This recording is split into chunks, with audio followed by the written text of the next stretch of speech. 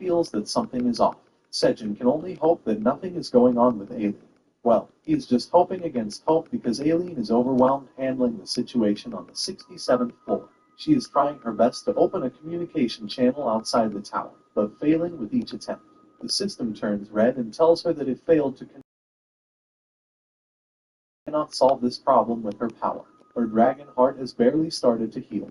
But that does not change the fact that she is incompetent as a tower manager. She buries her face in her palms, saying that she doesn't know what to do. The system windows in front of her boost this feeling of hopelessness, and there is another system window that constantly keeps her updated about how much damage the 67th floor has endured. Meanwhile, at the Merchant Passageway Central Management Headquarters, an emergency meeting has been called. Different species living in the tower have gathered together. Among them is the leader of the Wandering Merchant Association, Mason of the Fox Tribe. Then there is the leader of the Free Mercenary Association, Hannibal of the Tiger Tribe. And to top it off, there is the leader of the Magician Association and the most powerful mage in the tower, Iona of the Hamster Tribe. I have seen a lot of things, but I have never seen such a cute magician before. Well, there is also our Fox Inspector, Zareth, among the guards of the meeting, or at least I think it is her. She is surprised to see Iona in the meeting because she has heard that the top 7 magicians of the association usually never appear in public. However, there is another unusual thing here. The heads of the 3 main organizations in the tower have gathered in one place, and Zareth can only wonder what is going on. The Fox Merchant Mason starts the meeting by telling everyone that it has been a few days since the Red Locusts appeared on the 67th floor, according to the wandering merchants under his control. He has gained information that roughly 2/3 of the 67th floor has fallen to the Red Locusts. He explains that right now, the Lizardmen have put up the final frontier near the waypoint, and they are desperately defending it. Despite that, the situation is not easy. The Tiger mercenary Hannibal asks him if the Wandering Merchant Passageway is still under control. He wants to know the possibility of the Red Locusts infiltrating other floors through the passageway. Mason says that since Red Locusts are invaders from outside the tower, they cannot use the passageway since the tower won't allow intruders to do so. The passageway is safe, but that does not mean that the threat of the Red Locusts is not great. Mason says that if they reach the waypoint, they will try to reach other floors. Hannibal realizes that the 68th and 69th floors will be the first to fall. Other members at the meeting panic because those floors are one of the 5 major granaries of the tower. Those floors are where the Lizardman Kingdom's Draken Farm is located. At this rate, the Red Locusts are not a problem for the Lizardmen alone. Mason believes that a great famine might occur again, and some of the younger merchants are not aware of what he means. It is time for our cute hamster magician Iona to speak up, and she says that the Great Famine occurred a few decades ago after the 55th floor was annihilated. She says that currently, the granaries are distributed across several floors of the tower, but at that time, the Red Ribbon Kingdom of the Rabbits was the largest food supplier in the tower. She tells how the massive Red Locust invasion broke out, and as a result, the Red Ribbon Kingdom was destroyed. Iona then curses the wild boar, Grid, who squeezed through the gap in the defenses and took control of the place. Mason asks her to calm down and says that Grid is a good man. First, he isn't a man, and second, he is not good by any means. However, Mason believes that Grid was the one who rebuilt the granary of the tower back then. Iona scoffs at his words. She asks the fox how he can call the greedy wild boar a good man when he is exploiting the rabbit tribe and shutting down all food distribution lines to the rest of the tower. Hannibal gets furious on hearing this and tells Iona that she is taking it too far, and Mason tries to calm him down. Suddenly, someone mentions the Black Dragon and asks if the Great Black Dragon, who is supposed to protect them, is going to take any action. Everyone thinks that they don't need to worry because the Black Dragon will come to save them.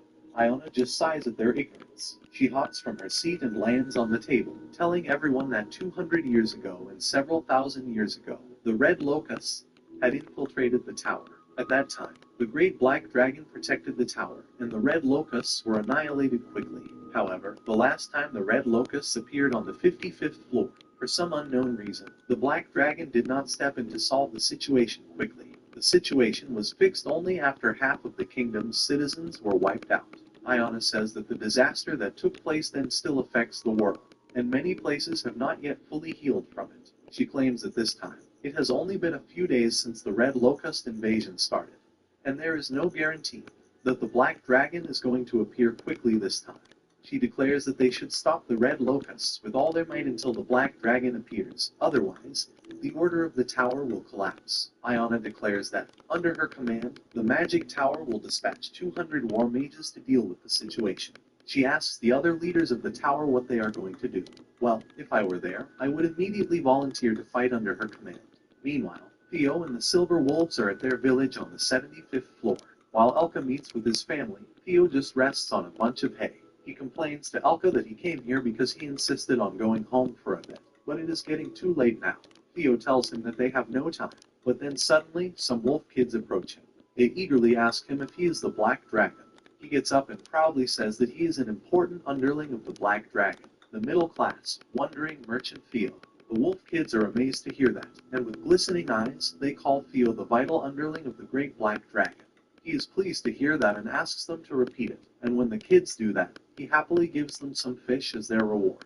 This guy becomes the cool uncle wherever he goes. The kids are happy to receive it, and Theo laughs at seeing them as he keeps fumbling inside his bundle. He suddenly grabs something that he doesn't recall putting in and finds that it is the sweet potato sun pumpkin. Theo panics upon seeing it and wonders what it is doing here. Elka comes behind him and asks him what the matter is, startling Theo. He loudly says that there is no problem and tries to cover things up by laughing. He gets on Elka's head, who nervously accepts his words. He says that now he is going to run down the tower at his maximum speed, and asks Theo to hold on tight. Well, all Theo can think right now is how he is in big trouble. He wonders if the sweet potato got swept into his bag unintentionally when he was putting the green onion leaves in.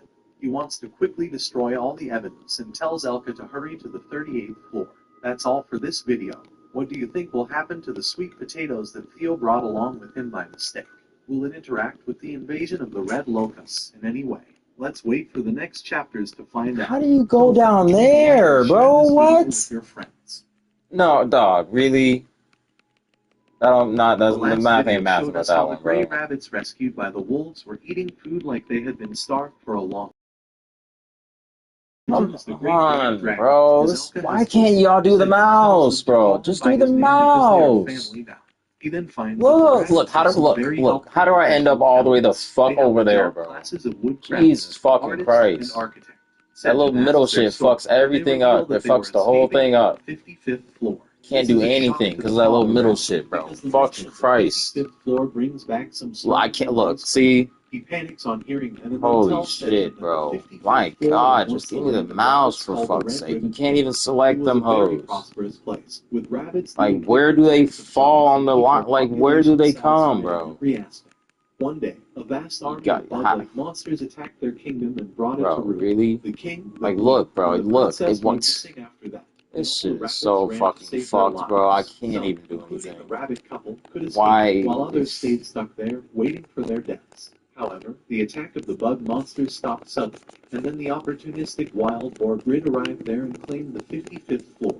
He became the landlord and started growing only food crops on the vast 55th floor, forcing all the remaining rabbits to be his slaves. Elka and Theo can tell how powerful and cunning Grid is, and Sedgen is afraid that he might come after him since he is his rival.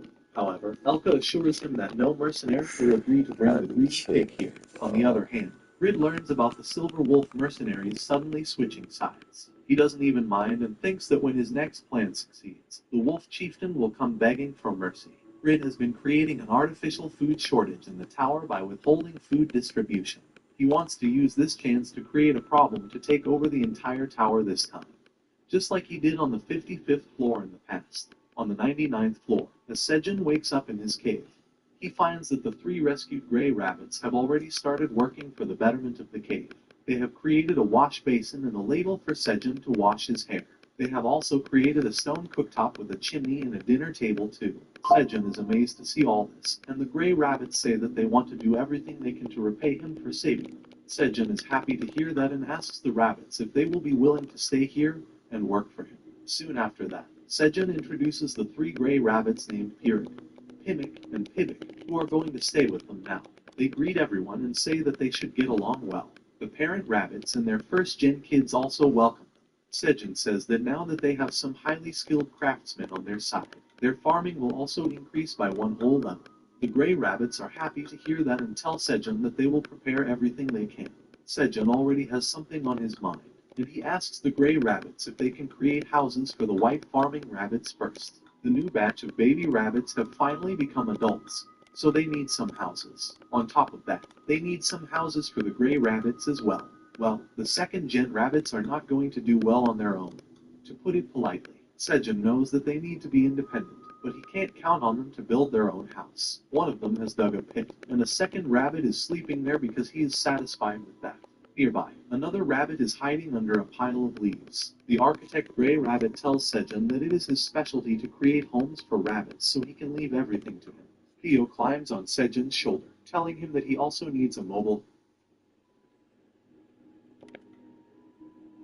So, back when I was in college, my dad started sending me screenshots of this new online skill that he learned. And he was sending me how much he was making every single day. And at first, I was extremely skeptical. And it started off as a couple $100 days. It was in the thousands. Now, I didn't really believe him that he was going to be able to keep doing this consistently. But after he sent me these screenshots day in and day out, I'm so sick of this shit, bro. I finally started to believe a little bit. That's when I decided to go home and hopefully learn this new skill from my dad. In the last video, we saw Sejun cooking the meat of the giant seal that the Black Warrior Rabbit had captured. More than the meat itself, he was glad to have some oil from the seal that he used to fry sweet potatoes and glaze them in honey. That gave birth to a new dish that was registered in his system's recipe book.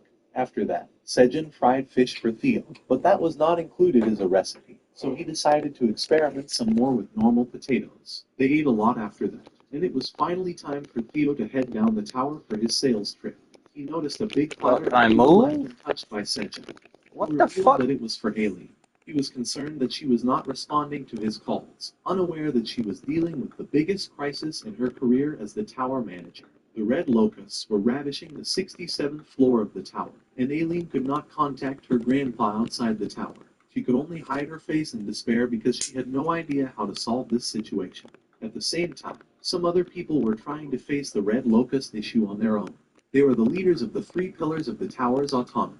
There was the Fox Mason, leader of the Wandering Merchant Association, the Tiger Hannibal, the leader Bro, of the why Free can't I Mercenary move? Association, and the cute hamster Ion, who was the leader of the Magician Association. Mason had called the meeting to discuss the threat the red locusts posed to the 67th floor currently.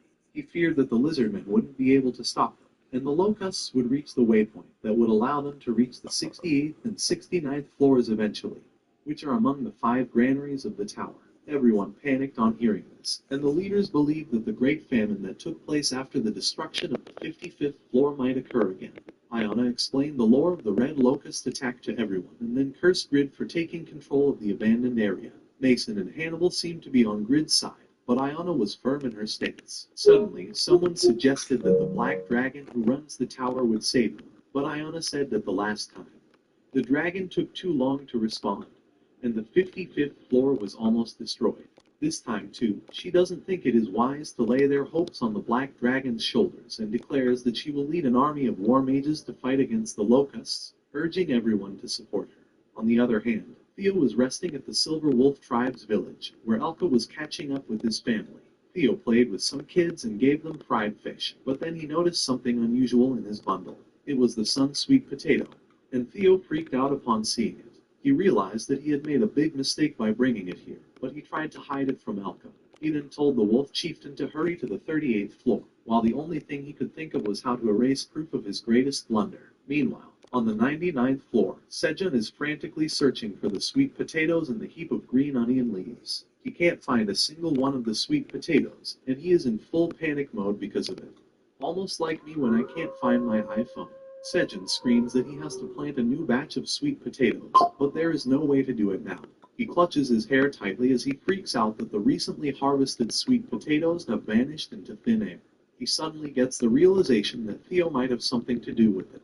However, he doesn't doubt the cat merchant for taking them away.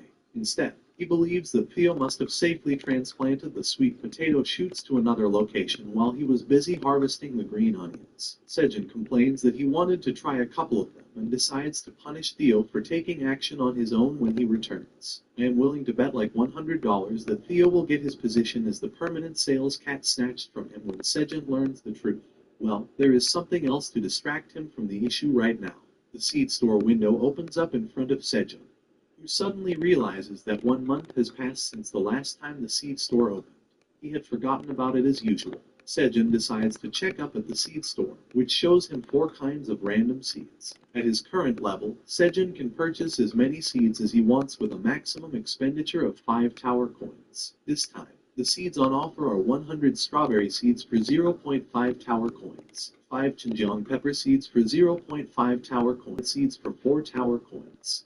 It is just 1 flame bean seed, which is worth a full 5 tower coins. Sejun is quite curious about the flame bean seed because just 1 seed costs the whopping 5 tower coins. Well, money is not a constraint for our filthy rich MC, but he is worried about the condition that he can only buy seeds worth 5 tower coins at a time. He thinks that if he buys the flame bean seed, he won't be able to buy anything else. The risk is too big to take, despite the fact that the flame bean seed will definitely be worth its price. Sejun decides not to take a risk this time and picks up the things he is familiar with. He selects the strawberry seeds and the pepper seeds because they will give him the familiar flavor he is yearning for. Also, since there are more rabbits in his care now, he needs more carrots to feed them. So he buys the carrot seeds too. Buying the 3 items fulfills the limit of 5 tower coins, and the system verifies Sejun's purchases and deducts the money from his account. It also gives him 50 seed store mileage points, and now he has a total of 56 seed store mileage points. The system thanks him for using the seed store, and then the window vanishes. The seeds fall into Sejun's hand in the same old luxury pouches, and he is happy that he has a lot of things to plant now. Just the thought of eating strawberries and the local Xinjiang pepper revitalizes him. He approaches the daddy rabbit and tells him that he has bought more carrot seeds from the seed store. The father rabbit is astonished to hear this good news. Sejun says that they should quickly plant them and asks the father rabbit if he can leave this work to him. The rabbit is eager to help him and tells him to leave everything to him. Sejun tells him that they will keep expanding their fields above ground and asks him to cheer up. So the rabbit dad does exactly that. Meanwhile, in the real world, in the city of Gangnam, where the tower is located, the weather is nice. The old man, Taejun, who is the former head of the Phoenix Guild and Kim Dong-shik's mentor, is on the rooftop.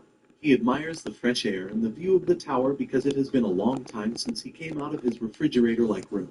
He asks his student Sehak if he doesn't agree with him, and he replies that he doesn't know too much about that. However, he takes this chance to remind his master that he is not in a condition to be outside. He tells Taejun that if he lets his guard down, the curse of the flame affecting his body may spread. He asks him to go inside for his and everyone else's safety, but Taejun is not happy. He says that Sehak has gotten better at ruining his mood and asks about his personality type according to the MBTI test. Sehak doesn't care about that silly test or zodiac signs. Taejun then moves on to the important thing and remarks that they will soon be having a deal with the wandering merchant Theo. He asks Sehak if Dongshik is on the 37th floor right now, and he affirms. He also adds that Dongshik is having difficulty conquering the boss of the 38th floor, which is the deadly tarantula. The boss monster has created its nest at the waypoint, which is why the hunters cannot go to the next floor. One of the biggest reasons for that is that the poisonous gas released by the tarantulas is difficult to neutralize even with healing magic. Most hunters claim that it is impossible to enter the nest without an antidote made from the blood of the poison spider, which is the servant guarding the nest. Moreover, finding an alchemist who can prepare the antidote is also very difficult. Taejun realizes that is the reason Dongshik's team has not made any progress in the tower. He then asks Sehak if he is the one who is guarding Sejun's family while Dongshik is in the tower. The old man asks him to report to him if anything happens. Sehak says that ever since Sejun's family has been moved to the Hanam province, they are constantly being watched by bodyguards. Also, since they want to live their lives normally like before, the guards are monitoring them from a safe distance, so they are not bothered by them. Sehak reveals that recently, there was an attempt by a foreign association to get close to them. They sent some attractive TikTok models to lure Sejun's younger brother Sedal, so that he could let them get closer to Sejun. However, Sedal's friends made sure that he didn't give the girls his contact information or go out drinking with them. Wait, why does one of the guys look exactly like Sejun? Well, Taejun laughs upon hearing the reports, but that laughter turns into a cough. Sehak is worried about him, but Taejun tells him that he is fine as he pops a magical cherry tomato that looks like a small candy in his hands. Sehak asks if that was a cherry tomato, and the old man affirms. He says that after eating the cherry tomatoes, overcoming the curse of the flame has become much smoother for him. He says that the tomatoes are a very useful item, and they are quite tasty as well, so they will surely help a lot of people in the future. That is why Tejan believes that Sejin is a talent that they should not let go of. He begins walking back to his room while telling Sihak to remind Dongshik that he promised to bring Sejin to his office once he comes out of the tower. He laughs for no reason as he goes inside, and Sihak watches him, wondering if the old man finally went senile. However, he trusts that there is definitely a way to release the curse of the flame affecting his master, and he is sure that if the task is up to Dongshik, he will find a cure at all costs. Well, right now, Dongshik is in the dungeon, fighting a horde of spider monsters. The monsters keep coming, no matter how many he kills, and he realizes that it won't be possible to defeat them all. He tells his teammates to retreat and regroup, but then one of his teammates yells at Dongshik that there is a spider above him. It is too late for Dongshik to react, as the spider is already about to pierce his head. But then suddenly, a woman leaps towards the spider to save Dongshik. The woman is none other than Suha, Theo's #1 fan, and she blocks the spider's attack with her sword but gets a drop of its poison on her face. She pushes the spider's claws away and then draws out her lightsaber-like sword to stab it in the head. The spider strains and struggles as it dies. Soon, the rest of the crew comes to them and asks Dongshik and Suha if they are alright. Dongshik tells them that Suha got hit by the spider's venom, and the healer tries casting healing magic on her. It doesn't work, and Suha is still struggling to stay alive. The healers tell Dongshik that they can only stop the spread of the poison, and if they stop casting the healing magic, the poison will begin spreading again. Dongshik and others search their pouches and find that they have used all their antidotes. They don't have time to run to an alchemist to buy more, and wonder what to do. Well, suddenly, Theo arrives there, looking for Dongshik. Theo asks him why he is here and not waiting at the usual trading place. Dongshik is taken aback to see him, and he takes a moment to recall that today was trading day. He had forgotten about it because he was too occupied with the battle. Theo then notices Suha on the ground and asks Dongshik why his underling is sleeping on the bare ground. He gets on her chest and tells her to get up because he needs to take some selfies with her. Even though they are barely holding together, Suha still compliments Theo's fur. Dongshik tells the cat merchant that Suha was affected by the spider's poison, and he understands that she must be in pain. He keeps his paws on her face while telling her to keep resting. Dongshik tells Theo that at this rate, the girl will lose her life and asks him if he knows the place that sells antidotes. Theo replies that there are no alchemists nearby, but then he remembers that he is the hero's assistant, so he has some heavy plot armor on his side. He begins rummaging through his bundle as he tells Dongshik that he has something. He brings out the detoxifying green onions with a weird sound effect and tells the hunters what they are. Dongshik can't believe that Theo has a detoxifying green onion, and he immediately begins reading its information window. He finds that the cat was not lying, and the onion can detoxify any poison of great deal 10 times per hour. Dongshik realizes that the green onion can really detoxify the spider's poison. He helps Suha up and asks her to eat the onion steadily. She munches on it lazily, and suddenly, the poison damage on her face vanishes, just like her lethargy. She explains that her body has gotten unbelievably lighter. Theo clings to her leg and says that it is a relief. Suha grabs him and starts cuddling with him. She thanks him for saving her life and calls him the best cat. Theo acts proud and says that this was nothing. I don't know why, but I ship Theo with Suha, but please don't cancel me for this. Well, Theo is not going to be sidetracked from the main love of his life, which is making money. He tells Suha to give him 5 tower coins in exchange for the green. Alright, guess we playing with keyboard. Fuck it. In response, she only calls him a villain merchant. Then Dongshik approaches him and asks him where he got the detoxifying green onion. Oh, He shit. simply replies that it is a new crop that he is selling. Dongshik freaks out on hearing her, because it makes him feel that the god of plot armor is on his side as well. The deadly tarantula poison is just a B+ grade, and with the detoxifying green onion, raiding the 38th floor will become much easier. Even Dongshik thinks that Theo is the lucky golden cat, but Theo is kind of annoyed by the way he is looking at him. That's all for this video. We saw a lot of our human side characters in this one, and we saw the power of plot armor that helped Theo save Suha through the green onions. However, seeing what happens with the sweet potatoes will be even more interesting, and we can only hope that there are some clues about it next week. Till then, check out other videos on our channel and subscribe to us to make sure you don't miss anything. I have to finish writing this paper. I'm swamped. Just get Grammarly. It's free. Can it help with what I wrote last night? Grammarly will catch all of those spelling and grammar errors, and you'll help with the bigger stuff. Grammarly can also give you ideas to make your writing better. Add more background, Add specific examples. Approach to conclusion. This sounds like me, but better. A less stamp me.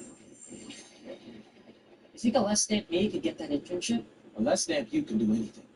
Download Grammarly for free.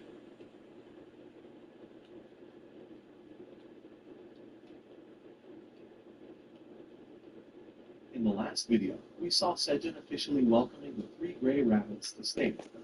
He introduced them to everyone and then asked them if they could make some houses for the rabbits. The gray rabbits were eager to make houses, and they even asked Sejin if he didn't need a house. They told him that they could make a good house outside the cave because there was plenty of wood available there. Sejin was glad to hear that and asked them if there was anything they needed. And the rabbit architect told him that he needed some mud to make bricks. Sejin knew the exact place where he could find mud and took the rabbit to the Minotaur territory. As soon as the Minotaur king heard that they could exchange the mud for green onion leaves, he immediately forbade his underlings from eating the mud, even though it has been their staple food for a long time. Everyone got busy after that, and the expansion of Sejin's outdoor field progressed rapidly. He soon harvested the special crop of sweet potatoes, sun pumpkin, and leveled up. He then cast a cloud over his head to protect himself from the bright sun, and thought that they would need to make some warehouses for storing their products as well. Just then, Theo approached him because he was ready to go on his sales trip. Sejin asked him to take some detoxifying green onion with him if he had space in his bundle, and he decided to do so. While Theo was absent-mindedly putting green onion leaves in his bundle, Sejin called him to eat before he went. And he put a bunch of sweet potatoes in his bundle without noticing. On the other hand, on the 67th floor of the tower, a lizardman hunter came across a red locust, the very monster that had destroyed the rabbit's hometown on the 55th floor. He quickly ate the red locust, but there were billions of them there, and they devoured the lizardman before marching ahead into the 67th floor. The notifications of the red locusts invading the tower woke Aileen up from her sleep, and she was aghast when she found out what had happened. Red locusts were invaders from outside the tower, and the last time they attacked, her grandfather barely managed to subdue them and save the 55th floor. Aileen tried to contact him for advice about what to do, but she could not connect with him and panicked about how to deal with this situation now. Back on the 99th floor, Sejin has started cooking. He has cut and cleaned the eel that the Black Warrior Rabbit had brought with him earlier, and removed all its fat. By the way, isn't the eel too old to be fresh? Well, it isn't an issue for Sejin, because the main thing he wants right now is the fat of the eel. He melts the fat on a thick pan and then places the eel's meat on it. The delicious aroma of fat turning the meat pieces golden and melting drives him crazy. Even Theo can't stop drooling on Sejin's shoulder because the fried meat looks so tasty. Just then, the side rabbit comes there and tells Sejin that she has cut up the sweet potatoes and potatoes just like he had asked. Sejin thanks her and then puts the eel meat he just fried on a platter. He picks up the diced potatoes and sweet potatoes and tells everyone to get away from the stove for some time because hot oil may splatter, which can be quite dangerous. However, Theo was already planning to taste the fried eel meat, and even the Black Warrior Rabbit is curious to see what Sejin is cooking. Sejin tells them that he is going to make something even more tasty than the honey potatoes, and the Black Rabbit is stunned because he doesn't even think that something tastier than honey potatoes exists. Well, Sejin asks them if they have ever heard of candied sweet potatoes, because that's what he is going to prepare. He drops the diced pieces of the sweet potatoes into the eel fat to fry them. He is glad that he could get so much oil from the eel after frying its meat, because this is going to be super useful. First, Sejin fries the sweet potatoes until they turn brown and crispy on the outside, and then he pours honey directly into the pan. He stirs and lets the honey simmer over the sweet potato cubes, and the result is some really juicy and appetizing candied sweet potatoes. I don't know about you, but I'm literally drooling. It turns out that candied sweet potatoes are also a recipe that can be registered in Sejin's cookbook. The system window shows that it has been registered, and Sejin has achieved the accomplishment of creating a second dish. Because of cooking, Sejin's proficiency in cooking level 1 has also significantly increased. Everyone is looking at the delicious candied sweet potatoes, and Theo and the Black Warrior Rabbit can't stop drooling. Next, Theo asks Sejin to fry his fish like the potatoes do, and he obliges and puts the whole piranha into the frying pan. The system window calls it a fried piranha but doesn't give it a recipe status. While Theo is drooling upon seeing the fried fish, Sejin is surprised that it was not counted as a recipe. He wonders what the standard is to consider something a recipe, and then decides to prepare candied potatoes too while the oil is still hot. Sejin explains that finding recipes is fun, and Theo asks him to slather honey over his fish too. That's not going to be a really good combo, is it? After that, Sejin calls everyone to eat. Everyone is excited to see such a great amount of food before them, which includes many new items too. The Minotaurs eat their staple green onion leaves and say that eating food after hard work tastes the best. Meanwhile, the chunky rabbit is transporting carrots. The wolves also relish the fish and soup. Theo has also eaten his fill, and he cannot seem to even move now. He lies on Sejin's nap comfortably, and he reminds him that he has to go down now. Theo also knows that he should get going now, so he tells the wolf employees to come with him. Before going, Theo notices a big platter of food next to Sejin and asks him why he is saving them for. Sejin replies that he was saving it for Aileen, but she is not answering, no matter how much he tries to contact her.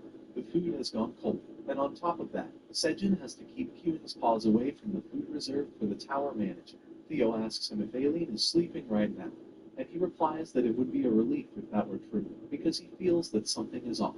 Sejin can only hope that nothing is going on with Aileen. Well, he is just hoping against hope because Aileen is overwhelmed handling the situation on the 67th floor. She is trying her best to open a communication channel outside the tower, but failing with each attempt. The system turns red and tells her that it failed to connect to anyone, and Aileen realizes that she cannot solve this problem with her power. Her dragon heart has barely started to heal. But that does not change the fact that she is incompetent as a tower manager. She buries her face in her palms, saying that she doesn't know what to do. The system windows in front of her boost this feeling of hopelessness, and there is another system window that constantly keeps her updated about how much damage the 67th floor has endured. Meanwhile, at the Merchant Passageway Central Management Headquarters, an emergency meeting has been called. Different species living in the tower have gathered together. Among them is the leader of the Wandering Merchant Association, Mason of the Fox Tribe. Then there is the leader of the Free Mercenary Association, Hannibal of the Tiger Tribe. And to top it off, there is the leader of the Magician Association and the most powerful mage in the tower, Iona of the Hamster Tribe. I have seen a lot of things, but I have never seen such a cute magician before. Well, there is also our Fox Inspector, Zara, among the guards at the meeting, or at least I think it is her. She is surprised to see Iona in the meeting because she has heard that the top 7 magicians of the association usually never appear in public. However, there is another unusual thing here. The heads of the 3 main organizations in the tower have gathered in one place, and Sarah can only wonder what is going on. The Fox Merchant Mason starts the meeting by telling everyone that it has been a few days since the Red Locusts appeared on the 67th floor, according to the wandering merchants under his control. He has gained information that roughly 2/3 of the 67th floor has fallen to the Red Locusts. He explains that right now, the Lizardmen have put up the final frontier near the waypoint, and they are desperately defending it. Despite that, the situation is not easy. The Tiger mercenary Hannibal asks him if the Wandering Merchant Passageway is still under control. He wants to know the possibility of the Red Locusts infiltrating other floors through the passageway. Mason says that since Red Locusts are invaders from outside the tower, they cannot use the passageway since the tower won't allow intruders to do so. The passageway is safe, but that does not mean that the threat of the Red Locusts is not great. Mason says that if they reach the waypoint, they will try to reach other floors. Hannibal realizes that the 68th and 69th floors will be the first to fall. Other members of the meeting panic because those floors are one of the 5 major granaries of the tower. Those floors are where the Lizardman Kingdom's Draken Farm is located. At this rate, the Red Locusts are not a problem for the Lizardmen alone. Mason believes that a great famine might occur again, and some of the younger merchants are not aware of what he means. It is time for our cute hamster magician Iona to speak up, and she says that the Great Famine occurred a few decades ago after the 55th floor was annihilated.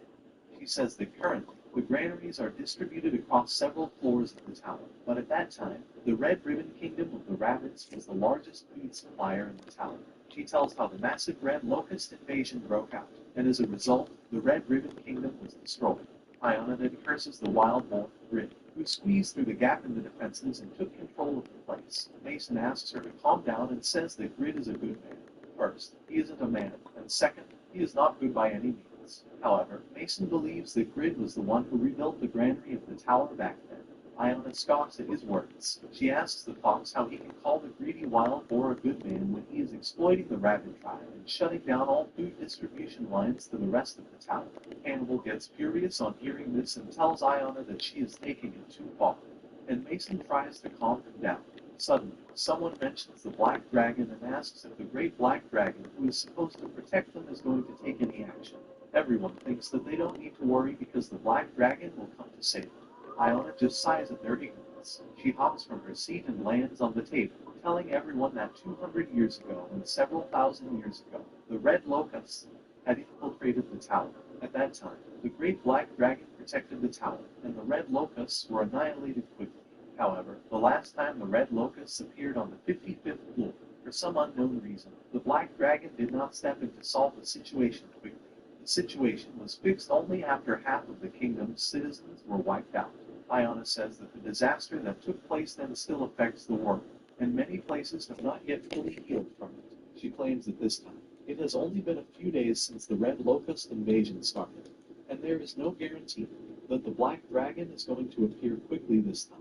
She declares that they should stop the Red Locusts with all their might until the Black Dragon appears. Otherwise, the Order of the Tower will collapse. Iona declares that, under her command, the Magic Tower will dispatch 200 war mages to deal with the situation. She asks the other leaders of the tower what they are going to do. Well, if I were there, I would immediately volunteer to fight under her command. Meanwhile, Theo and the Silver Wolves are at their village on the 75th floor. While Elka meets with his family, Theo just rests on a bunch of hay. He complains to Elka that he came here because he insisted on going home for a bit, but it is getting too late now. Theo tells him that they have no time, but then suddenly some wolf kids approach him. They eagerly ask him if he is the Black Dragon. He gets up and proudly says that he is an important underling of the Black Dragon, the middle class, wandering merchant Theo. The wolf kids are amazed to hear that, and with glistening eyes, they call Theo the vital underling of the Great Black Dragon. He is pleased to hear that and asks them to repeat it, and when the kids do that, he happily gives them some fish as their reward. This guy becomes the cool uncle wherever he goes. The kids are happy to receive him, and Theo laughs at seeing them as he keeps fumbling inside his bundle. He suddenly grabs something that he doesn't recall putting in and finds that it is the sweet potato sun pumpkin. Theo panics upon seeing it and wonders what and asks him what the matter is, startling Theo. He loudly says that there is no problem and tries to cover things up by laughing. He gets on Elka's head, who nervously accepts his words. He says that now he is going to run down the tower at his maximum speed, and asks Theo to hold on tight. Well, all Theo can think right now is how he is in big trouble. He wonders if the sweet potato got swept into his bag unintentionally when he was putting the green onion leaves in. He wants to quickly destroy all the evidence and tells Elka to hurry to the 38th floor. That's all for this video. What do you think will happen to the sweet potatoes that Theo brought along with him by mistake? Will it interact with the invasion of the Red Locusts in any way? Let's wait for the next chapters to find out. Till then, leave a like and share this video with your friends. With so many choices on Booking.com, there are so many Tina Feys I could be. So I hired body doubles. Indoorsy Tina loves deluxe suite. Ooh. Booking.com, yeah.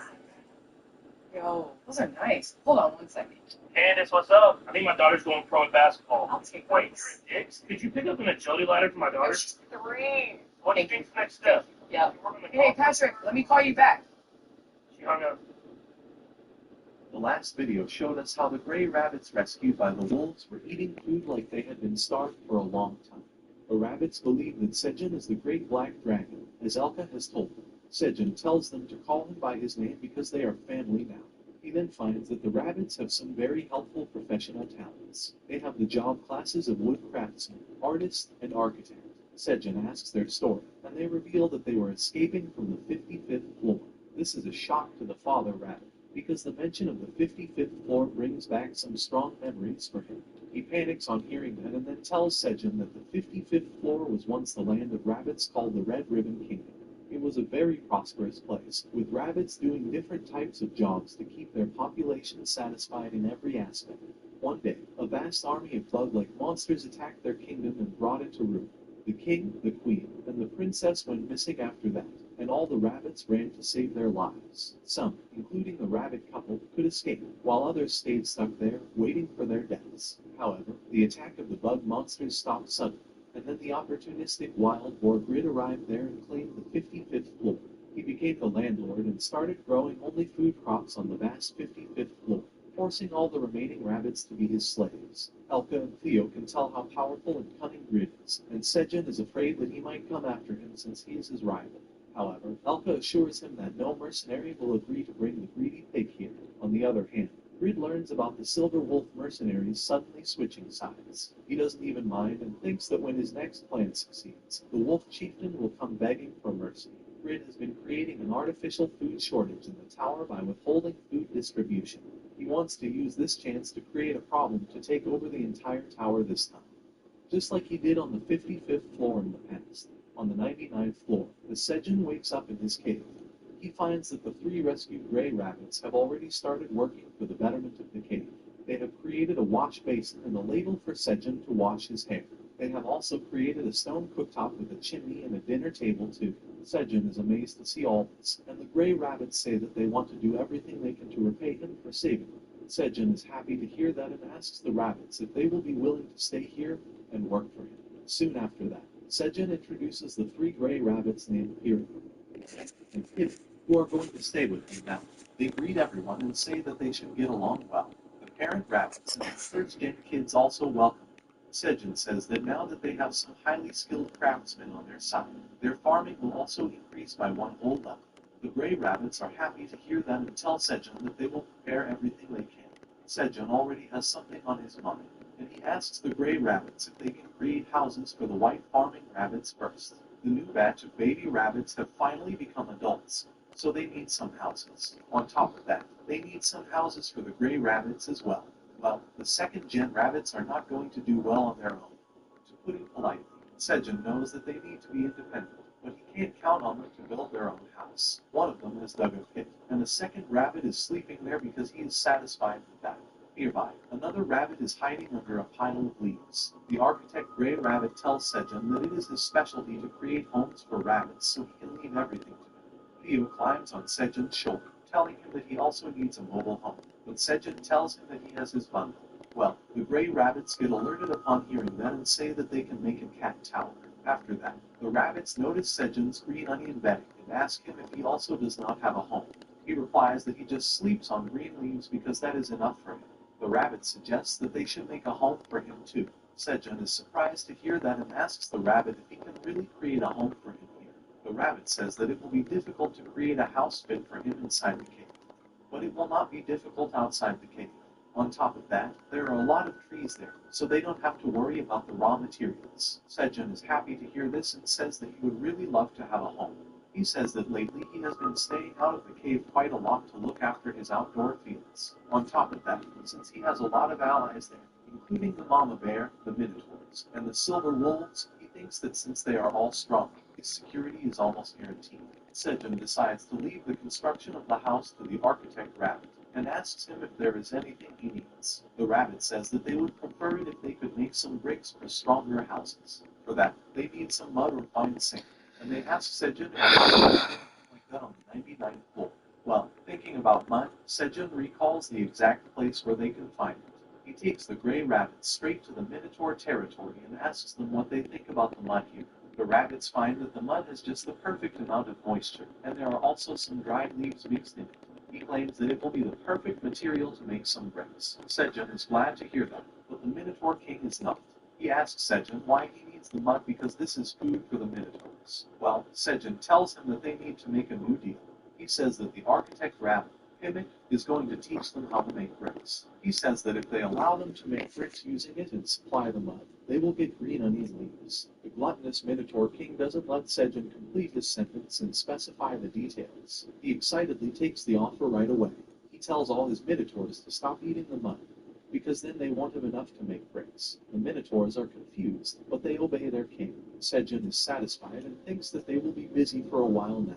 Well, he is indeed going to be very busy, and so are his friends. Hewin uproots a tree to show off his strength to the little rabbits, and they are impressed. However, right behind him is his mother, who has easily plucked 2 big trees. The black Minotaurs are also working as tractors to plow Sejin's field, and the increased workforce of white farming rabbits further cultivates that plowed land and grows green onions on it. They use their rakes and shovels to create furrows in the ground, while other rabbits use their respective watering cans to water the vast fields of crops growing outside. In between, the bear cub Hewing and the wolf chieftain Elka spar to become stronger, and Sejin just cheers them from the sidelines. He pats Kewin for his good performance and rewards him with his favorite snack, a bottle of honey. Even Alka starts drooling when he sees the bear cub drinking honey, and Sejin gives him a bottle too. While Alka is initially nervous, he accepts his generous gesture. Sejin then takes help harvesting crops from the Chunky Cart Rabbit, and the Chunky Rabbit of the second generation, whom we will now call Chunk 2. Sejin uproots a bunch of the newest and highest quality crop on his farm, which is the sweet pumpkin sun potato. Because the plots were blessed by his passive buffs, he harvests 15 sun potatoes in one go and gets a good deal of job experience. Thanks to the various bonuses and experience gains, Sejin levels up and gets a bonus stat. He is happy to get a lot of sweet potato sun pumpkins, but then complains that it is too hot. I kind of preferred it when there were no dialogues in between. Sejin uses his skill to create a cloud over his head to give him some shade from the sun. As he uses the skill, his proficiency in using it increases. He then looks at the huge pile of green onion leaves in front of him and says that while the rabbits are creating houses, he should also ask them to create a sturdy warehouse outside. Suddenly, Theo approaches him because he is planning to go down the tower now. He tells Sejin that he has packed a lot of cherry tomatoes from the cave just now. Sejin asks him if he still has some space in his merchant bundle. He wants to try selling the detoxifying green onions to the hunters too, because there might be some hunters who need them.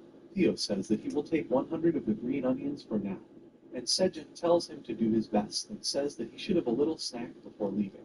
Well, as Theo approaches the pile of green onion leaves, he wonders if it will even sell well. But since Sejin has never been wrong about business, he decides to trust him.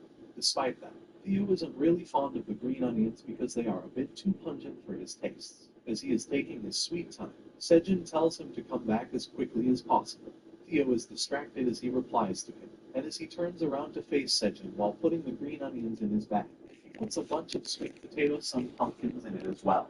My reader instinct is telling me that this is going to lead to massive plot development. Well, unaware of his innocent mistake, Theo runs towards Sejin, and the Minotaurs also come there for snack time. Meanwhile, something eventful is happening on the 67th floor of the tower, which is a dense forest with reptilian life forms. A green frog sits on a tree branch, croaking without a word, but then an arrow comes and pierces its head. The one who shot the arrow was a lizardman archer who planned to have a feast out of the dead frog. He climbs down to the dead frog, which is much larger than I expected. However, before he can start eating, a red bug monster comes there and starts eating the frog. It is the same monster that destroyed the 55th floor of the tower. Well, the lizardman doesn't care, and he eats the monster as a source of protein. Well, that would have been the end of the story if a huge horde of bug monsters were not present nearby. They give death stares to the sole lizardman and then suddenly attack him. The poor lizardman can't do anything as they swarm him. As the bug swarm is done with him, there is no trace left of the lizardman save for his bone, and quiver in a crater on the ground caused by the attack of the bugs. The bug monsters fly deeper into the 67th floor with them. Some notifications while she is sleeping peacefully in her home. The notifications keep ringing, and she is forced to wake up with irritation. She complains that she was finally able to get some good sleep, but now the system alert is blaring so loudly. I would say that I can relate, but no one messages me. She decides to check the messages through the magic crystal ball, and they erupt all at once. Aileen has more than 1,000 unread messages that freak her out. The message says Poppin' Smoke. 5.3 billion red What's good, little nigga? messages. Infiltrated the Looking like a 67th damn floor. thief. Aileen freaks out even more on What's poppin', mama? red locusts. Oh, okay. I saw you gonna be shoot cool. What's good, little thief? You got the stripes on you? Looking like a damn checkerboard. Fuck wrong with you? Why you got so many stripes, nigga? Goof ass. Barely stopped the destruction of the 55th floor back then. Aileen uses her manager. We just got a whole parade going on here, huh? The system tells her that it is unable to do Just a whole bundle of colors, huh? Why you got muzzle on? What's wrong with you? You crazy? Why you got muzzle on? What the fuck? Y'all some weird ass looking. Nigga, you Shenron? Why you look like a dragon? Y'all, what? Are y'all wolves or fucking, what the fuck? This is the end of this video. Anyone who What knows do something you- about farming knows how serious pests are. It will be entertaining to see how these monstrous locusts affect the tower. Not only that, there is another thing the fuck? that may turn into I thought this was a wolf game, dog game. We got some fucking dragons and goddamn. What the fuck are you? You just chilling? You just chilling? You got blue hair? Oh, look, see, what's wrong with you? Get up. He says things are troublesome, and then Sejin continues his explanation. Nah, I'm not gonna lie, I'm kind of tired too, to be honest with you. She agrees to become Theo's bodyguard as a free mercenary. He is going to give her 3 tower coins per trip, which is 3 times more than her boyfriend's daily wage. He asks her what she thinks, and cow number 3 directly tells him that she does not want that. Sejin is taken aback and asks her if she doesn't want to work, but the cow tells him that she can't eat tower coins. Sejin realizes that he took the wrong approach, and he immediately corrects his offer, telling the cow that she will get 3 meals a day plus snacks if she takes up the job. She doesn't hesitate, even for a bit, and says that she is ready to leave the job right away. Even ox number 3 is willing to become a free mercenary for food, and Sejin realizes that they are both crazy for food. He agrees with letting both of them serve as Theo's bodyguards because that would be more reliable. Sejin tells them that he will also pack up some food so that they can eat while they are traveling too, much to their delight. Cow number 4 hugs her boyfriend, saying that she is really happy that he introduced her to such a good place. And he blushes as he says that he is also happy working with her. Seeing them get cozy with each other makes Sejin feel jealous because he has never had a girlfriend his entire life. Soon after that, Sejin gets busy working and harvests green onion leaves from his outdoor field. The field is vast, and therefore the amount of leaves he has harvested is great too. However, as he stares at the pile of leaves with the parent rabbits by his side, he wonders if this will be enough to feed the 2 minotaurs. Just then, Theo comes there and asks Sejin if he should take all the grass with him, and he asks him if this will fit in his bundle. Sejin is concerned that Theo won't have space to carry the cherry tomatoes if he takes this much grass, but he assures him that there is no need to worry. Theo unfurls his bag and throws it over the pile of leaves. The bag magically sucks all the green onion leaves inside and falls into Theo's hand as Sejin exclaims that the bag seems to fit more stuff than usual this time. Theo smugly tells him that it is because now he is a mid-level wandering merchant. He shows off his badge to Sejin, telling him that when he got promoted to a mid-level merchant, the capacity of his bundle also increased. Sejin is curious about this and takes a good look at Theo's badge and realizes that its color is different than before. Theo complains like a tsundere girlfriend, calling Sejin tactless for noticing it just now. Sejin pulls his cheeks as he tells him to stop wasting time and get ready quickly for his sales trip. After that, he tells the cat that this time he has a present for his family that he wants to send them and asks him if he knows what to do.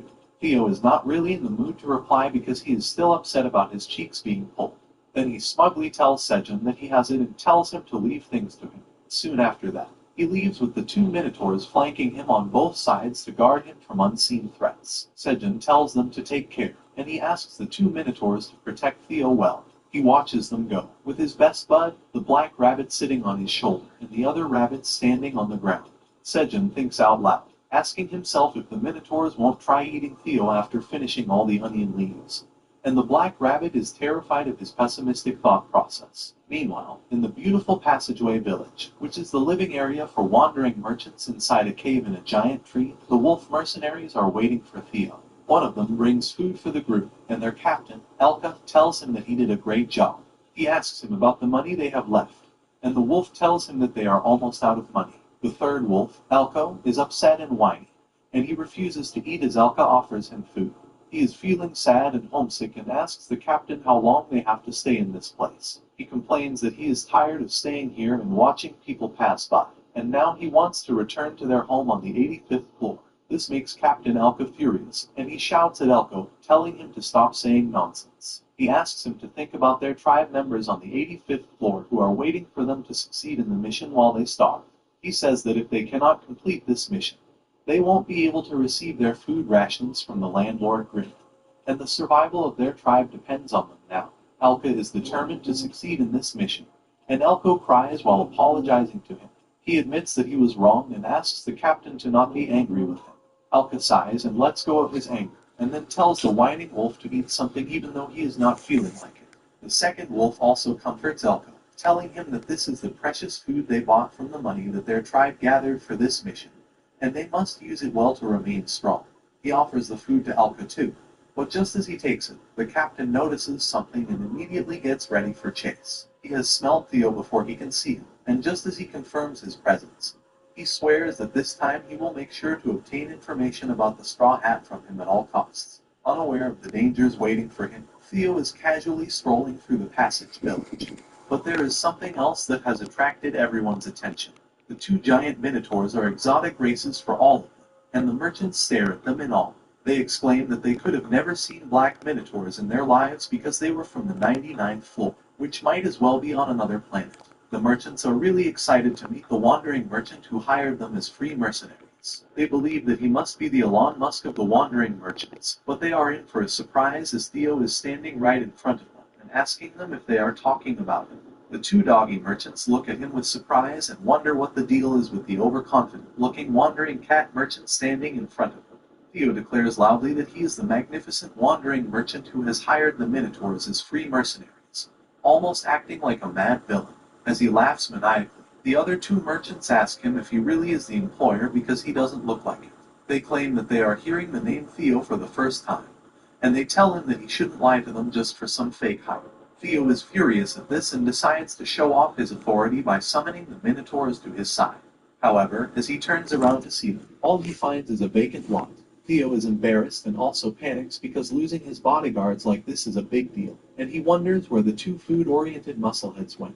They are actually running around, exploring the food options in the market, as everyone should have guessed. Cow 4 points towards the cabbages on sale and tells her boyfriend that it was quite an odd-shaped grass, while the poor rodent merchant selling them is afraid for his life. The poor guy is shivering and crying as he sees the two giant minotaurs, who don't even realize his dilemma. Cow number 4 asks him if he sells this grass, while ox number 4 remarks that it looks delicious. The poor rodent merchant can only beg for them to spare his life.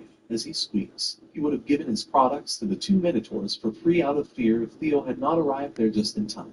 Theo is fuming as he walks towards the two minotaurs and calls out to them, saying that he has been looking for them everywhere.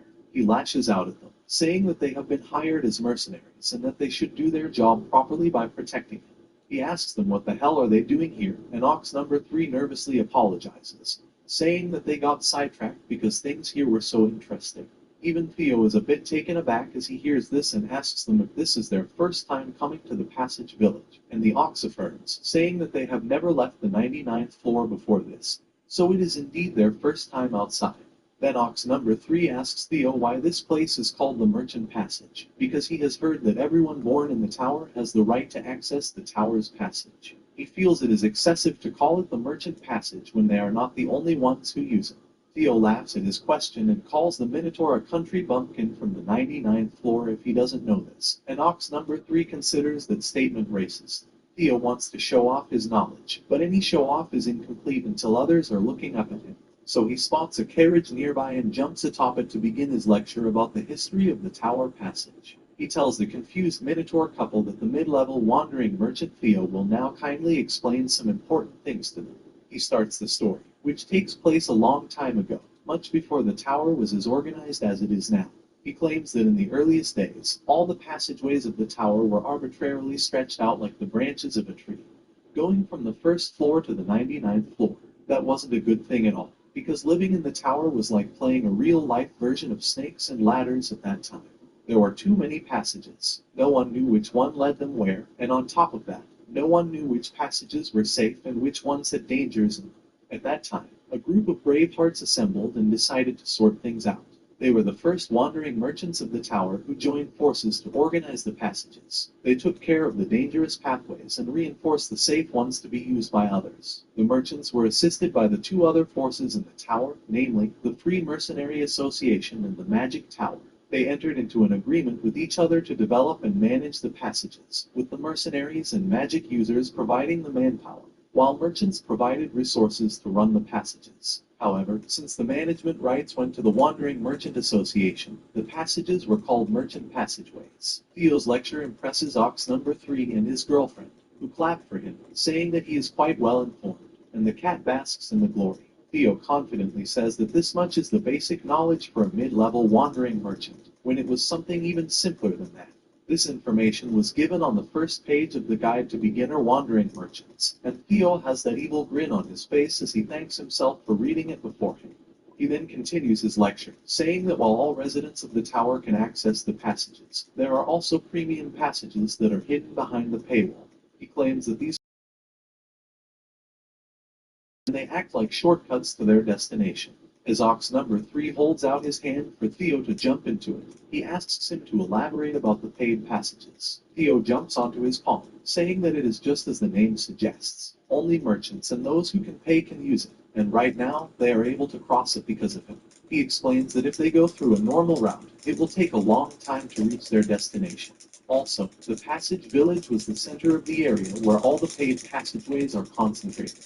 Theo climbs down from the Minotaur's hand, declaring that they have to go to the 38th floor, so they will use the paid passageway that takes them down quickly to the 40th floor, and from there they will transfer to the regular passageway. Ox number 3 says that this way appears to be too complicated, and Theo agrees. That is why, before they start the second leg of their journey downwards, they must eat something. The two Minotaurs are more excited than him to take their lunch break and even start drooling as they follow Theo to his favorite fish restaurant.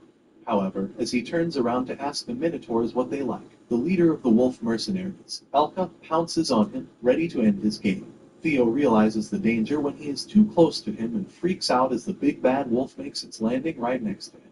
Elka stares at him menacingly, saying that he finally found the wandering cat merchant. Theo is trembling from fear as he recalls the wolf mercenary who attacked him before. The wolf asks him to tell him where he got the straw hat from, totally unaware that something massive, fast, and heavy is coming towards him. He was lucky that the black minotaur missed his punch on purpose, because otherwise it would be his skull that would be crushed instead of the ground. Elka backs away, still ready to fight, as he wonders what the hell a minotaur is doing here. Ox number 3 asks him who he is, and Theo screams that he is the wolf who attacked him before. He explains that he is the leader of the gang that has been chasing after him, and the black minotaur is ready to deal with him right away. He steps forward, saying that they should get rid of him. But just then, the other two wolves jump in on the action to support their captain. They are aiming at Ox number 3, but they don't know that his girl has got his back. Cow number 4 quickly covers for her boyfriend, punches the two wolves, and sends them flying. Shopify helps you sell at every stage of your business. Sell it online, take it in person, and go big, like a million orders big. Whatever your stage, businesses that grow with Shopify. Sign up today at shopify.com/YouTube-audio. Their leader, Elka, is worried about them, while cow number 4 says that she didn't know there were 2 more of the cute puppies. She tells her man to keep protecting Theo while she takes care of the wolves, and he leaves all of the fighting to her. Theo is uncertain about her fighting abilities and asks Ox number 4 if his girl will be fine on her own. But he replies that they are the minotaurs of the 99th floor, and such little dogs are no match to their power. Then he blushes as he hypes up his girl, saying that she is even stronger than him. And Theo doesn't really get what is happening. He still yells at cow number 4 to not kill the wolves, but she replies that she can't promise anything yet because she doesn't know how weak her opponents are. She walks towards the 3 wolves, who are getting up and regrouping. Elka asks the other 2 if they are fine, and they reply that they are still okay. They ask him what they should do now, and Elka replies that they cannot back away now. He is serious about getting Theo and claims that if they fail to capture him here, they won't have any other chances. He takes the lead and tells his subordinates to get ready to fight because they will need to combine their strength to defeat the big monster in front of them. Meanwhile, on the 99th floor, something entirely different is happening. The sickle rabbit is using her immaculate skills with her tool to groom everyone. She finishes giving her chunky brother a haircut, and Sejin claps for her, saying that her skills are extraordinary. She has trimmed the fur of the black warrior rabbit before the fat boy, and both of them are pleased now. Next up is Sejin's turn to get a fresh fade, and he claims that he is getting too uncomfortable because of his long hair. His hair has been coming down to his eyes and causing him a lot of problems, so he just needs the sickle rabbit to cut down the length a bit. He wears a cloth made of the same old green onion leaves while the sickle rabbit climbs on a stone to reach his level, and Kuhn watches them from behind. The bear cub tries to tell the sickle rabbit something, but his warm, moist breath tickles her, and she prepares to launch a devastating sneeze by rabbit standards. Unfortunately for Sejin, she still had her sickle in hand while she sneezed and managed to slice off a patch of hair from his head. That kind of reminds me of that one Mr. Bean episode. It may be funny to us, but the sickle rabbit and Kuhn are absolutely mortified to see what they have done. Poor Sejin has no idea what has happened, and he is still looking forward to getting a haircut. 3 silver wolf mercenaries, who are ready to face the challenge in front of them in the form of cow number 4. Despite knowing that they are not strong enough, they rush towards her. Their leader, Elka, takes the lead and leaps high in the air to attack cow number 4 from above. She gets ready to punch him into oblivion, but that was what the wolves were banking on.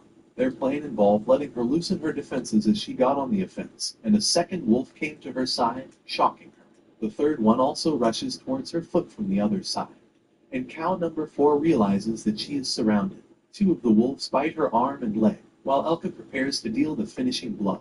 He holds her horn and yanks her head to the side, exposing her neck.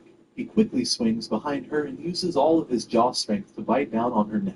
Cow number 4 stands incredibly still as the 3 wolves bite her, because they were not doing any damage to her. Elka realizes that his sharp fangs weren't able to cut through the Minotaur's tough skin, and he wonders what the hell is happening here. Cow number 4 asks him if he is surprised before rubbing salt on his wounds, telling him that a Minotaur's skin can't be pierced through so easily. Then she gets on the offensive and smacks the wolf biting her arm with what looks like her milkers, I suppose. I guess she punishes her boyfriend like that too when he makes a mistake. In any case, the Minotaur milker slap is too powerful for the silver wolf, who bleeds from his nose as he is flung away. Cow number 4 grabs him and then eats him away towards the wooden staircase. The wolf, who was biting on her feet till now, loosens his grip as he sees a comrade getting injured. But that was a serious mistake because a kick from cow number 4 was waiting for him. He also gets flung away, and now only Elka is left on the Minotaur's shoulder. He realizes that there is no chance for them to win as his friends got taken down in a single hit. However, he is determined to not let her go, but that doesn't happen since cow number 4 yanks him away from her shoulder and slams him into the ground.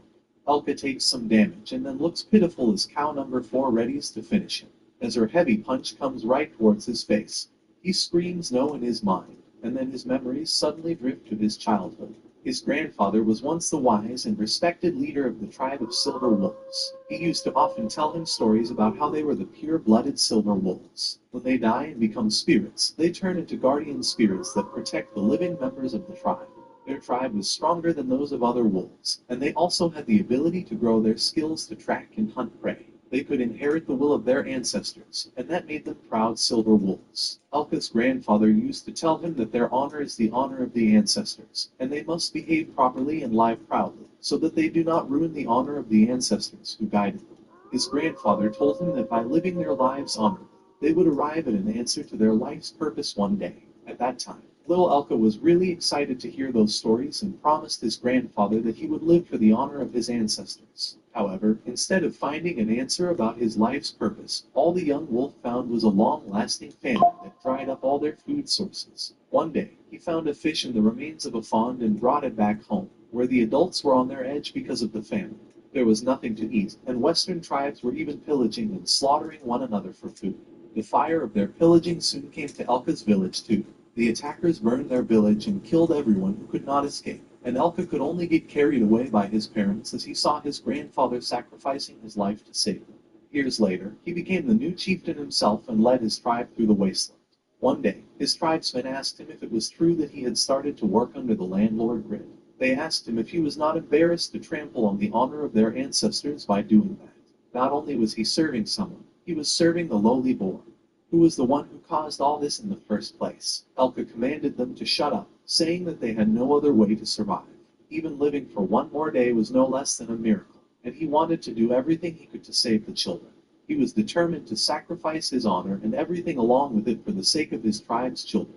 I'm not crying. The onion-cutting ninjas are in my room. Elka thought that his ancestors would understand his reasons, even as he served a fat, greedy pig landlord and did his dirty deeds. On the command of Grid, he harassed and extorted money from ordinary creatures and killed those who failed to pay. As he waits for the Minotaur's punch to finish him, Elka only wants to know if his grandfather understands him. Lucky for him, cow number 4 was not as heartless as she let on and had spared his life. She hit the area next to his head, but Elka was already knocked out cold because of the mental and emotional stress. He keeps saying that he would do all things for the sake of children. As Theo comes to check up on him, Theo checks the wolf and wonders if he really passed out, and cow number 4 suggests an idea to deal with him for good. She wants to break his legs so that he cannot follow them around anymore, and Theo panics on hearing that. He acts vain and kind at the same time, saying that even though the sin of going after his life is too great, breaking the wolf's legs is too cruel. He commands the 2 Minotaurs to take the wolves away for now, because it should be Sejan who makes the decision about them. The Minotaurs obey his order and pick up the 3 unconscious wolves. Meanwhile, something interesting is going on with Sejan in his cave. He was getting a haircut in the last chapter, and to say the least, it started horribly. Now he has a blind spot on the back of his head that shines like a diamond, and Queuing and the Sickle Rabbit, who are responsible for this, are sweating buckets. They discuss amongst themselves and wonder what to do. But Sejin asks them why it is taking so long. He checks his hair, asking them if the haircut is complete, and the two culprits realize they are so screwed now. Sejin soon finds the bald spot on his head, and he freaks out, while Queuing and Sickle Rabbit wonder what to do now. The Queen Poison Bee also comes there and takes a look at Sejin's bald spot, which is not visible to him. He thinks that if he knew something like this would happen, he would have asked Theo to get him a mirror. The Sickle Rabbit sincerely apologizes for being a bad barber, but Sejin tells her that it is okay since everyone makes mistakes. He tries to calm her by saying that no one will even notice it, since he is the only human here and everyone else is a monster. He laughs as he puts his straw hat on, saying that if he uses this, no one can even see it. He keeps on laughing as he says that it is fine, but then goes to sulk in the corner because it is not fine after all. As Sejin is sitting in a corner, the mother rabbit comes there and asks her daughter and Queuing what is happening. On learning that the Sickle Rabbit messed up Sejin's hair, she gets furious at her, and through his tears, Sejin tells her that he is fine. The mother rabbit can see that he is not fine, so she volunteers to fix the mess caused by her daughter. She tells Sejin to sit down for a haircut again and takes out a pair of sharp scissors from her fourth dimension pocket. On the other hand, our favorite tower manager, Aileen, is reading a book while snacking on cherry tomatoes. She says that reading is fun, but then notices that she is out of cherry tomatoes already, which is not fun at all. Ever since Aileen got bigger, the amount of food she used to get from Sejin has become too little for her now. She can't satisfy her hunger like this, but she can't even risk asking Sejin for more food. Aileen remembers how he misunderstood her last time and asked her if she was a winged pig, and she doesn't want to take that chance again because she is still irritated by it. However, her hunger wins over her fear of embarrassment, and she calls Sejin to give her a snack. However, she sees something in her magic crystal that surprises her. She asks Sejin what happened, and he looks back at her message while being shrouded in an air of mystery. Sejin takes off his hat to reveal his new hairstyle to Aileen. He explains that his hair were getting too long, so the mother rabbit cut it off for him, but he deliberately hides the part about the bald spot. Sejin is feeling a bit awkward about his new haircut, and he asks Aileen if she also thinks the same. Well, judging by how dashing he looks, it might be possible that he just wants Aileen to praise him. Her reactions when she sees him in a new haircut are really animated, and she freaks out in silence for a while. Sejin wonders why is she not answering him for so long, and once again asks her what she thinks about his new hairstyle as he moves his hand in front of the message window. Inside her office, Aileen is blushing like crazy and sweating a lot as she stares at the handsome face of Sejin. She is like a teenager meeting her celebrity crush for the first time, and lets out a scream as Sejin moves closer to the message window, and she sees his face more clearly. She tells him not to come closer to her, and Sejin only wonders if anything is wrong with her. Aileen replies that it is nothing, before saying that she couldn't take her eyes off him for a second. After blurting out her honest feelings, Aileen quickly moves to the reason she contacted him in the first place. She wants food, specifically the crayfish he gave her the other day. Sejin puts his hat back as he sighs, saying, what else could the gluttonous manager contact him for? He tells her that she might have to eat her protein a bit slowly for some time. The crayfish population has been slowly decreasing, and it has fallen to 1/3 of what it used to be. Also, the piranhas are not showing their faces because of the crayfish, and Sejin is at a loss. He complains that he feels empty these days because he is eating only vegetables. Maybe if he had been wiser and more judicious about hunting the fish, it would have been better for him. Sejin then tells Aileen that it feels good to nurture one's body with different types of food and decides to give her some corn instead of meat right now. She asks her if she will be fine with tomatoes and corn, and then remarks that she might have run out of dried sweet potatoes too. Sejin gives a big basket to her, and Aileen thanks him before hesitating to give him another message. Sejin waits for her to finish her sentence, and then Aileen tells him that the new hairstyle suits him. With that, the message window in front of him vanishes, and Sejin has a smug smile on his face as he says that it seems that the stingy tower manager knows to give out compliments as well. However, now that he has dealt with her, he decides to get back to work again. Meanwhile, Aileen is in her cabin, and she is trembling as she holds the basket of corn. She is still red from embarrassment about seeing Sejin earlier. Her chest beats like crazy.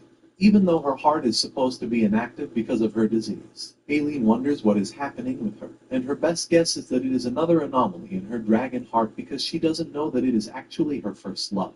She shakes away all the thoughts and speculations from her mind as she claims that she was just taken aback to see Sejun in a new look so suddenly. She decides to forget about it all and focuses on eating the food.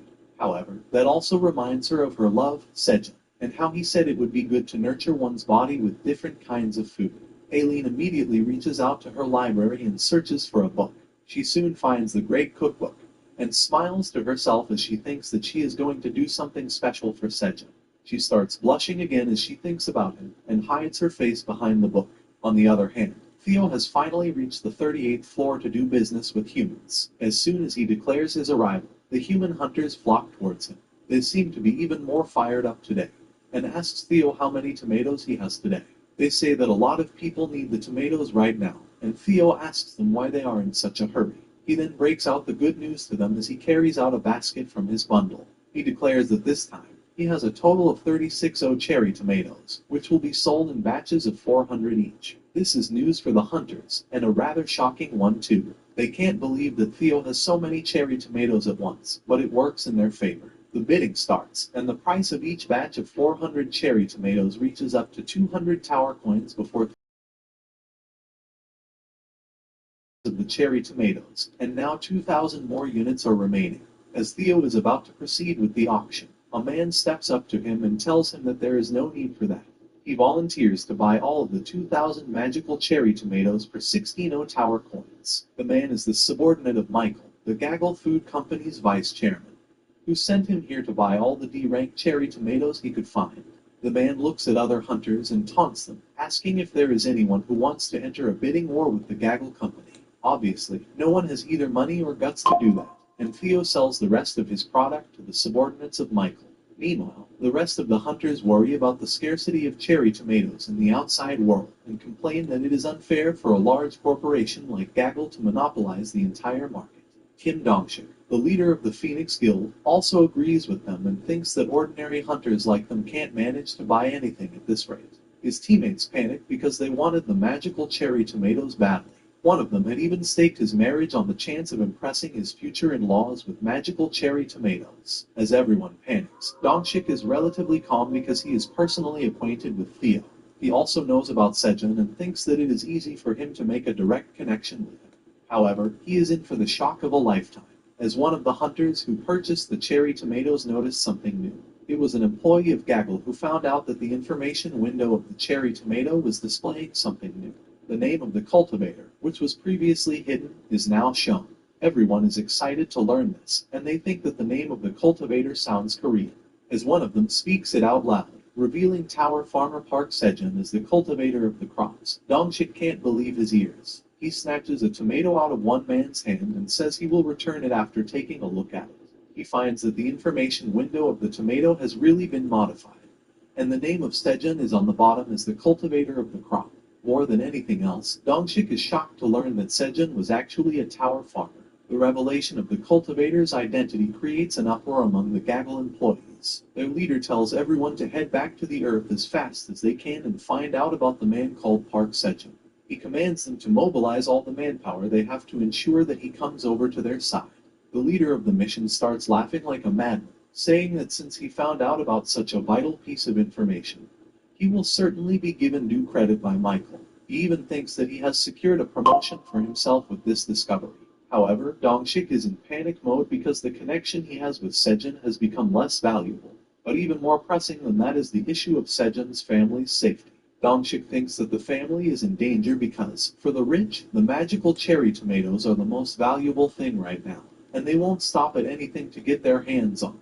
He fears that since they cannot get to Sejun directly, there is a high possibility that those people will try to blackmail him by kidnapping his family so that they can monopolize the supply.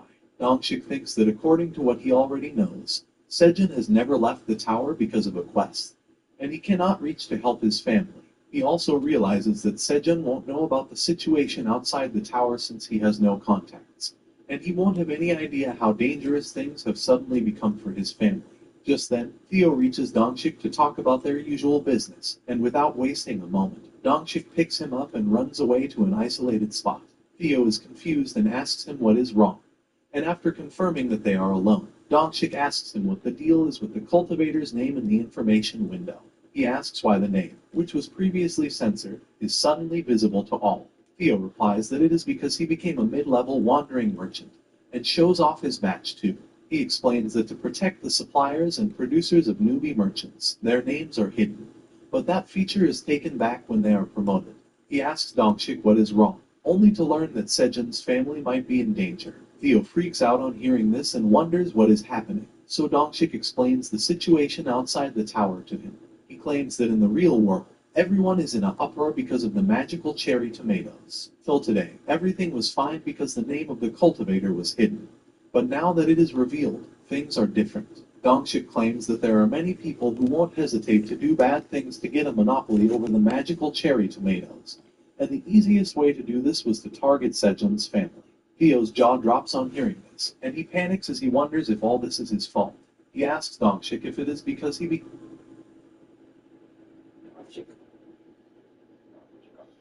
Check this out. State Farm was charging me $179 for auto insurance. You think I had this friend who told me about the site, and now I'm spending $58 per month. That's amazing. That's a savings of $139. It's so simple too. All you have to do is go to. In the last video, we saw Sejun frantically searching for his sweet potatoes that Theo had taken with him by mistake. He doesn't find them, and thinks that Theo must have planted them already without informing him. Then, it was time for his monthly joy of purchasing new seeds from the seed store. There was a curious option of buying a flame bean seed for 5 tower coins, but since Sejun couldn't buy anything else after choosing it, he decided to buy the combo of pepper, carrot, and strawberry seeds for the same price. After that, he gave the carrot seeds to the father rabbit to plant. On the other hand, the veteran hunter Tejan, who is the former leader of the Phoenix Guild and is currently a member of the Hunter Association of Korea, was enjoying some fresh air after living in his refrigerated room for a long time. He was with his student Seyuk, and they talked about how Dongshik and his team were having difficulty clearing the 38th floor because of the poisonous spiders there. Tejan also received reports about the well-being of Sejun's family and then consumed a cherry tomato when his health started worsening. At the same time, Dongshik and his team were fighting off some spiders on the 38th floor. Dongshik tried saving one of his teammates from the spiders, and in doing that, he loosened his guard. A spider was about to end his life with a surprise attack. But Suha, Theo's fan number 1, managed to protect him. However, she got infected with the spider's poison. The team had no antidotes left, and the healers could also only delay the spread of the poison. When all hope seemed lost, Theo arrived there, and after learning everything, he gave Suha the detoxifying green onion, which immediately healed her. After she felt better, Theo declared that the detoxifying green onions were a new product he was going to sell, and Dongshik was overjoyed to hear this. With a crop that could neutralize any toxin up to D grade, they could quickly clear this floor as the spider venom was only a B+ grade. Dongshik asks Theo how many detoxifying green onions he has, and he replies that he has 100 of them. Dongshik immediately declares that they will buy them all, but then suddenly, another group comes there and tells him to stop. The group comprising some knights and wizards has arrived at the scene, and their leader immediately starts blaming the Phoenix Guild for doing things that go against business ethics. He says that he was wondering why the cat merchant had not visited them yet, and it was the fault of the Phoenix Guild who wanted to buy all his precious products. Now, Dongshik is nervous because the people in front of him are from the Royal Knights and Wizard Guild, which are probably bigger than Phoenix Guild. Dongshik wonders how they knew where to find them, and he believes that they were probably watching over him. He also suspects that their original plan must have been to interfere with their raid, but there is no proof for that. The leader of the Knights tells Theo that if he gives preferential treatment to just one guild, many people will complain, and he will lose customers. LOL, this is 100% cap. However, Theo is naive about the importance of his products, so he believes the Knight. Dongshik knows the truth. Cherry tomatoes, and now even green onions, are really valuable items that can be purchased only from Theo and Sejun. So no matter what Theo does, people will not stop buying from him. However, he knows that they are in a huge crowd right now, and he can't just tell this to Theo. In the eyes of the public, fairness and trust are directly related to a merchant's reputation, and telling Theo not to mind the Knight's advice won't be a good thing. Theo is also lost in thought about what to do, and then he finally decides to go his usual route. He says that he is going to hold an auction as always and asks the Knights group if they have any objections. They have none, and they are even pleased that they got Theo to back down.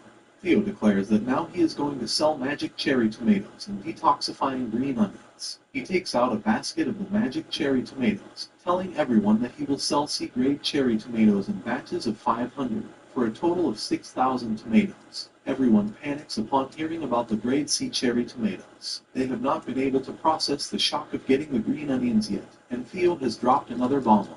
They talk about how it has just been 1 month since the D-grade magic tomatoes were rolled out in the market, and now they have been upgraded once again. One member of the Phoenix Guild bids a starting price of 350 tower coins for the first batch, shocking Dongshik too. This starts a bidding war, and the prices keep rising in units of 50 tower coins. Meanwhile, Dongshik tries to tell his teammates to stop focusing so much on cherry tomatoes because they need to come up with a strategy for buying green onions for their team raid. However, no one listens to him, and the first batch of cherry tomatoes is sold for 600 tower coins. But each cherry tomato is worth more than 1 tower coin now. Theo soon sells all the cherry tomatoes, and everyone who won the bidding war is really happy with their haul. After that, Theo decides to move on to the sale of the detoxifying green onions next. While in the background, Dongshik is not happy with his subordinate who bought the cherry tomatoes. Theo declares that he will be selling the 100 green onions in batches of 10 each. Dongshik immediately jumps into action, bidding 130 tower coins. However, the leader of the Knights bids 135 tower coins to outbid him, and Dongshik instantly retorts by bidding 155 coins. He wins the first round of the auction, and Theo sells the green onions to him. Dongshik thinks that he paid a hell lot of money for the green onions, but he couldn't let go of an opportunity like this anyway. He wants to secure some more green onions too, but the douchebag Knight seems to have other plans. For the next round, the Knight starts the auction with 160 tower coins before Dongshik could even make an offer.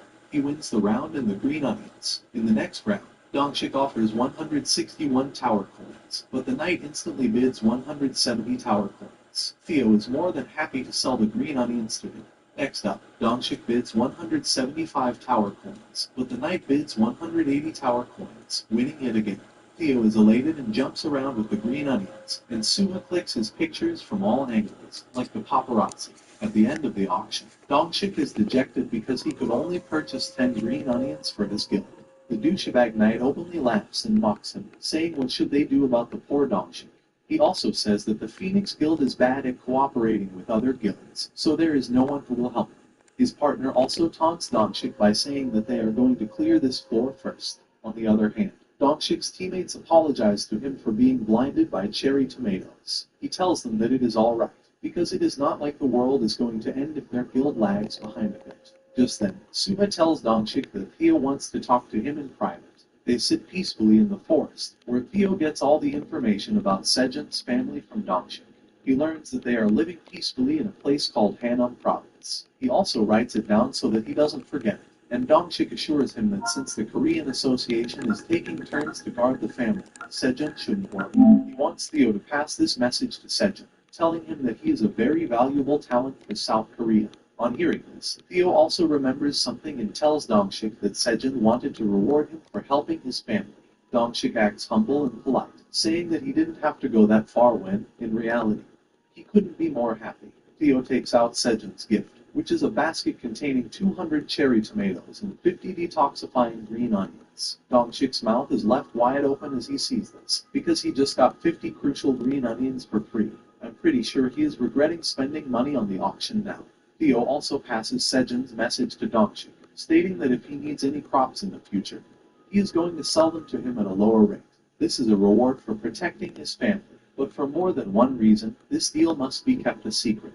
Dongshik is really happy to hear this and thinks that it is a really fair deal. He remarks that with this, the situation from earlier won't happen, since the matter with Sejun's family is a top secret anyway. Dongshik thinks that it won't be any problem to keep one more secret. After that, Theo suddenly tells Dongshik that today he has a very special and exclusive item that he can only sell to someone he trusts well. He smugly asks Dongshik if he is interested in the secret exclusive item, and his interest is piqued. There goes Sejun's haul of sun sweet potatoes. On the other hand, the construction work is going on in full bloom on the 99th floor. Minotaurs make up the majority of the workforce, from laying bricks to transporting them. and shaping huge logs of wood to placing them in the frame of the house. Sejun and his friends are there to see the process, and he is amazed because, in only a few days, the gray rabbits have pretty much completed the exterior part of the house. The architect rabbit tells him that this is all thanks to the Yo, power why do of the y'all miniatures, just straight up which makes skip the it work though? very That's my fast. thing. Why However, do you the skip it? details on the interior of the house must be done by the three gray rabbit siblings, so it will take some time. The architect rabbit also wants to discuss the room structure with Sejun, so they head inside the house. Hyun is left behind, and he decides to follow his dad too. Inside, Sejun is telling the architect rabbit about where he wants the bed when suddenly he hears some grunting and rubbing voices. He turns around, and to his shock, Hyun is trying to squeeze through the door, which is too tiny for his giant body. Even the queen bee and the black rabbit are shocked to see this. Sejun hurriedly pushes Kyung out of the house and tells him that he is not allowed to come in. The bear cub can only ask why not, and Sejun explains that since he is so big, the house may collapse if he forces his way in. This hurts Kyung right in the feels, and he asks Sejun if he is not a good bear.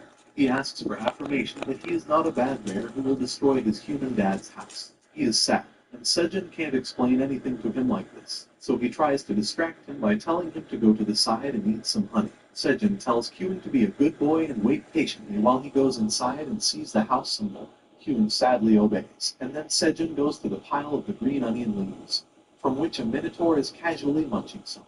However, Kyung's sadness has not been relieved at all, and he still wants to go inside his human dad's house. The queen bee tries patting his head while he eats some honey, but then Kyung suddenly starts crying, saying that he wants to be small too. He sheds tears as he says that he wants to sleep with Sejun in his house. The tears land on his hands and start glowing brightly, and then his hand also starts glowing, much to his surprise and that of the queen bee.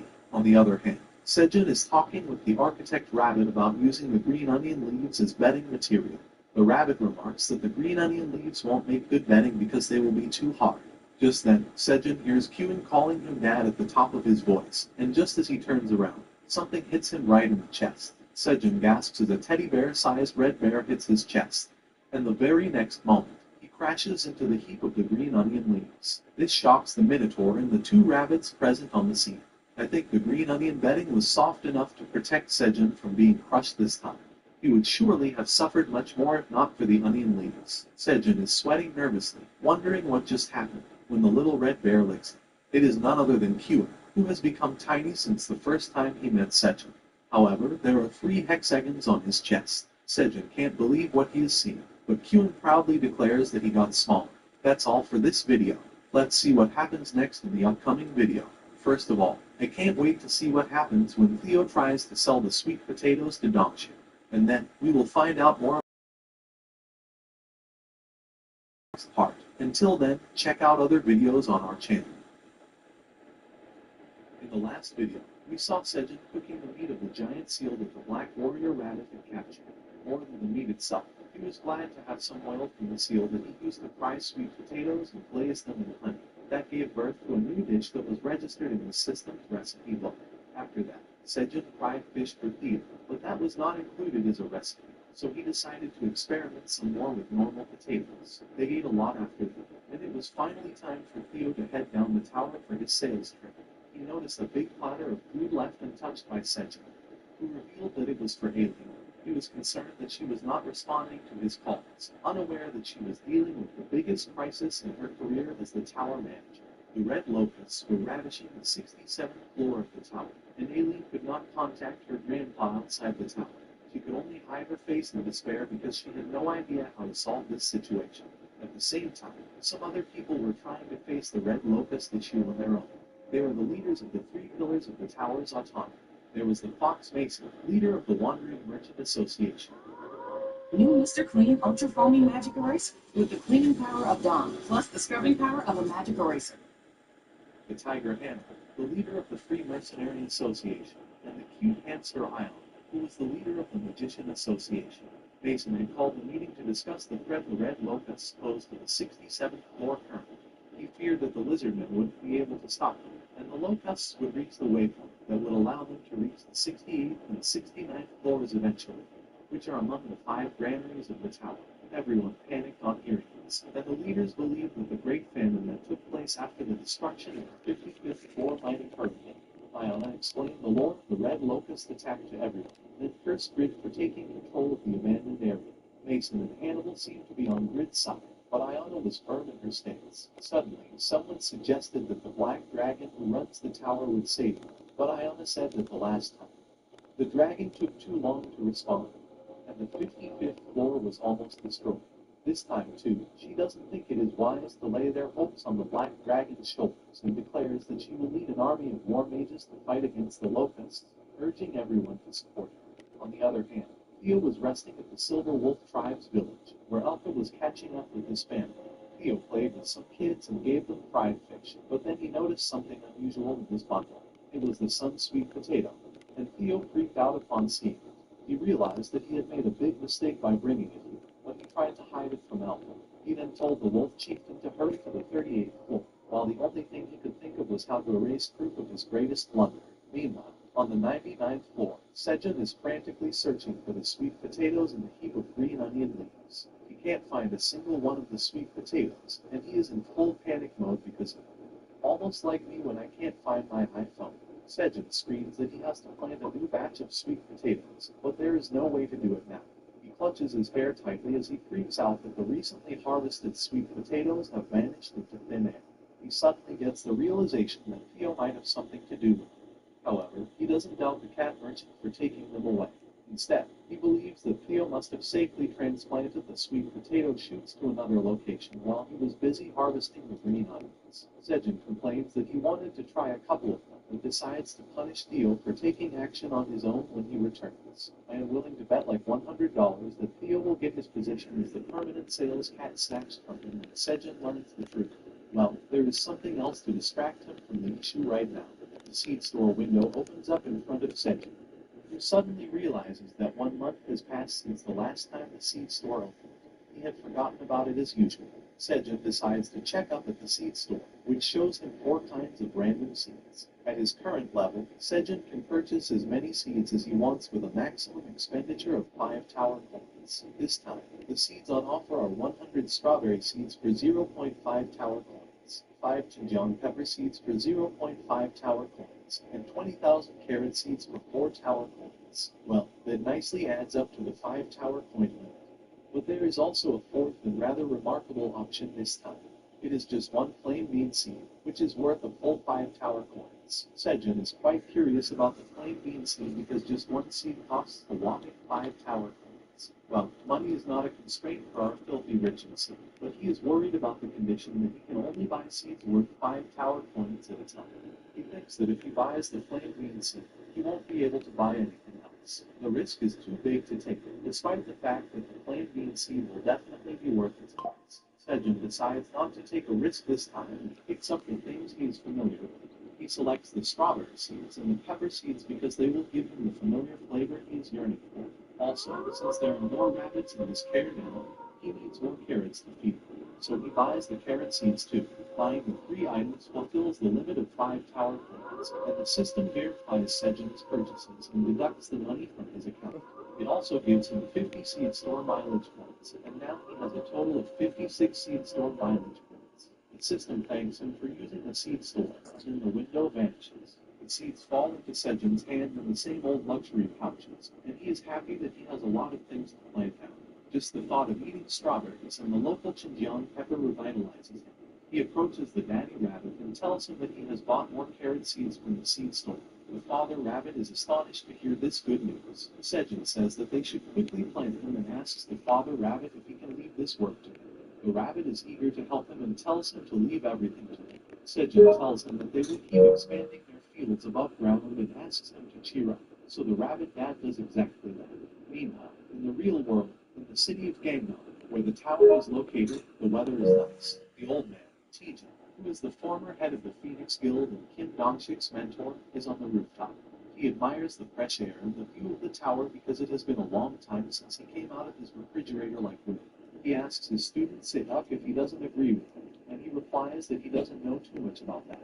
However, he takes this chance to remind his master that he is not in a condition to be outside. He tells Tijin that if he lets his guard down, the curse of the flame affecting his body may spread. He asks him to go inside for his and everyone else's safety, but Tijin is not happy. He says that Sejak has gotten better at ruining his mood and asks about his personality type according to the MBTI test. Sejak doesn't care about that silly test or zodiac signs. Tejan then moves on to the important thing and remarks that they will soon be having a deal with the wandering merchant Theo. He asks Sejak if Dongshik is on the 37th floor right now, and he affirms. He also adds that Dongshik is having difficulty conquering the boss of the 38th floor, which is the deadly tarantula. The boss monster has created its nest at the waypoint, which is why the hunters cannot go to the next floor. One of the biggest reasons for that is that the poisonous gas released by the tarantulas is difficult to neutralize even with healing magic. Most hunters claim that it is impossible to enter the nest without an antidote made from the blood of the poison spider, which is the servant guarding the nest. Moreover, finding an alchemist who can prepare the antidote is also very difficult. Tejan realizes that is the reason Dongshik's team has not made any progress in the tower. He then asks Sejak if he is the one who is guarding Sejun's family while Dongshik is in the tower. The old man asks him to report to him if anything happens. Sejak says that ever since Sejun's family has been moved to the Hanan province, they are constantly being watched by bodyguards. Also, since they want to live their lives normally like before, the guards are monitoring them from a safe distance, so they are not bothered by them. Sejak reveals that recently there was an attempt by a foreign association to get close to them. They sent some attractive TikTok models to lure Sejun's younger brother Sedal, so that he could let them get closer to Sejun. However, Sedal's friends made sure that he didn't give the girls his contact information or go out drinking with them. Wait, why does one of the guys look exactly like Sejun?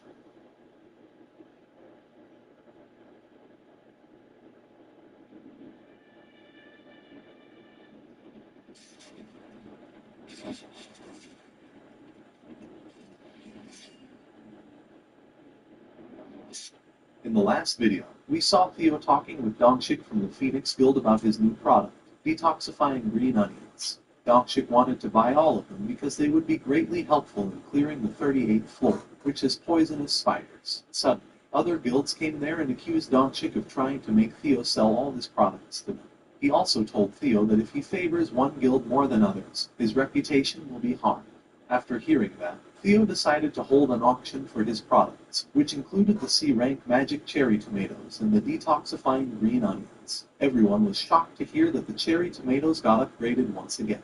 The bidding war starts, and the price of 500 cherry tomatoes reaches up to 600 tower coins. After selling all the cherry tomatoes, Theo sells the green onions in batches of 10 each, and Dongshik is willing to spend all the money he has on them.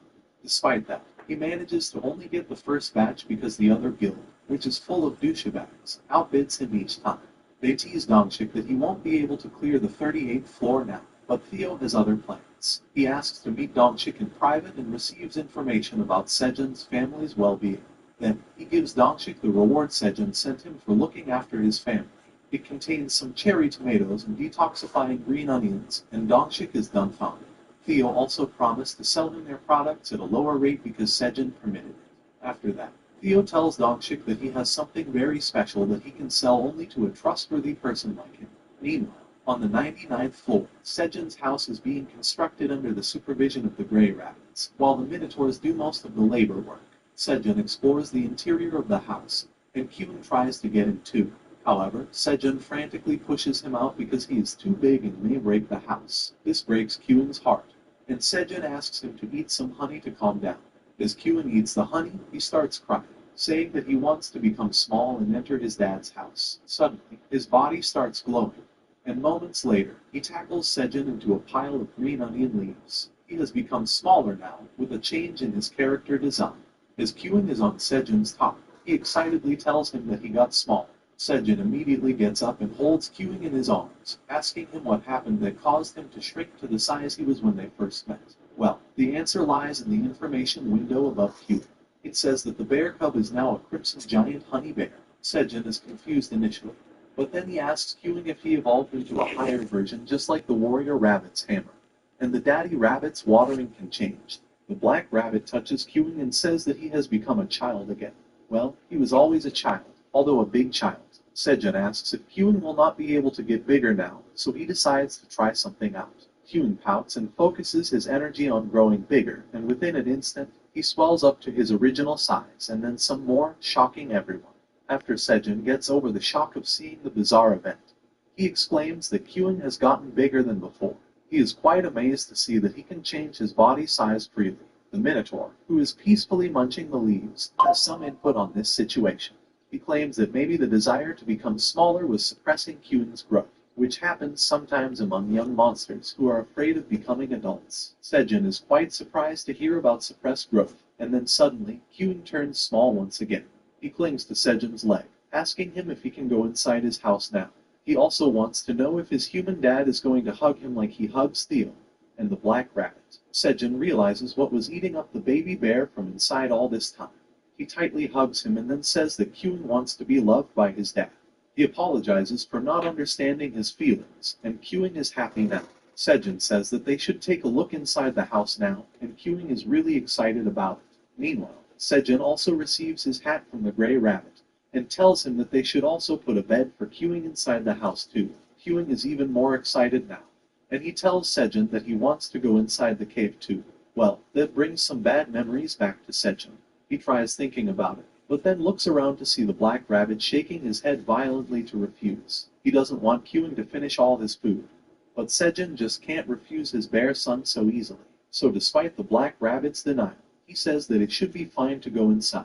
On the other hand, Theo has presented the sun's sweet potatoes to Dongshik, and I can only say rip in advance because Sejin isn't going to leave him alive when he learns this. Dongshik is surprised to see the new product, and Theo says that it is called the Sweet Sun Pumpkin Potato. Dongshik reads its information window and finds that it is a mutated pumpkin sweet potato that absorbed the sun rays from the highest point of the tower and evolved through the energy of the sun. When it is consumed, 200 grams of fat are broken down instantly, and flame resistance increases for 5 hours. Also, the consumer doesn't feel cold for the next 24 hours. Its grade is C, and its shelf life is 90 days. Dongshik is astonished to find an item that can increase flame resistance, because that is exactly what he needs. His master, Han Taejin, who is a living legend in Korea, was the first hunter in the world to reach the 52nd floor. There, he fought a battle with the boss monster of the floor, which was a giant flaming boar. A fierce battle raged between the powerhouses and continued for 3 days straight.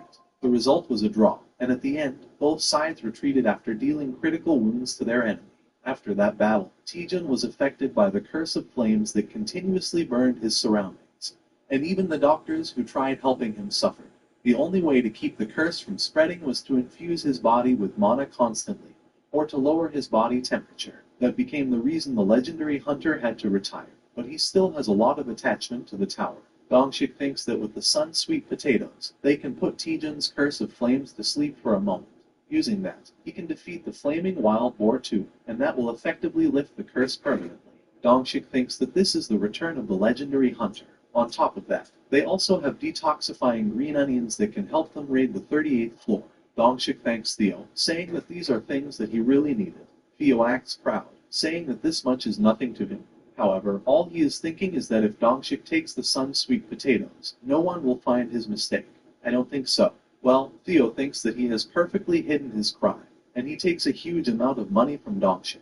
After that, Dongshik returns to his group, where everyone was preparing to go down. However, as he puts down the basket containing the green onions, everyone is shocked. They ask him if he got them from the wandering merchant cat. Dongshik doesn't affirm and says that they have the opportunity to move forward now. He asks his teammates if they still want to go down immediately. Everyone is eager to move ahead and clear the 38th floor now, and they bite some detoxifying green onions before starting the mission. They reach the lair of the boss spider and begin the fight, still chewing the green onions. Meanwhile, in the merchant market on the 75th floor, Theo is making rounds with his wolf bodyguards. Elka notices that Theo is in a good mood, and he laughs, saying that today's sale was good. To celebrate that, he declares that he will treat the wolf employees to something good today. The wolves are excited and begin planning what to eat. While they decide to go to a nearby noodle place, Theo feels his sixth sense tingling. Elka asks him what's wrong, and Theo can feel himself getting attracted to something like iron to a magnet. He follows his instincts and finds a bracelet in a shop. That is exactly what his merchant sense was telling him, and Theo places his hand on it, just one moment before someone else was trying to stake a claim. The little hand that is on Theo's paw belongs to a small hamster who wanted the bracelet too. And she is not just any hamster, but the strongest wizard, Iona.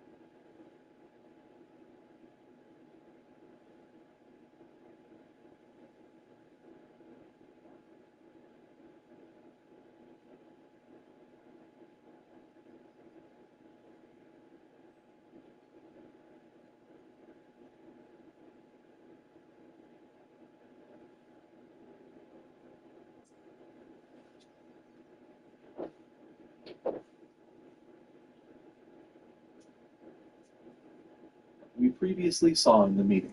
Theo quickly grabs the bracelet and tells her that it is his. He asks her who she is, and Iona just looks at him and realizes that he is just a mid-level merchant.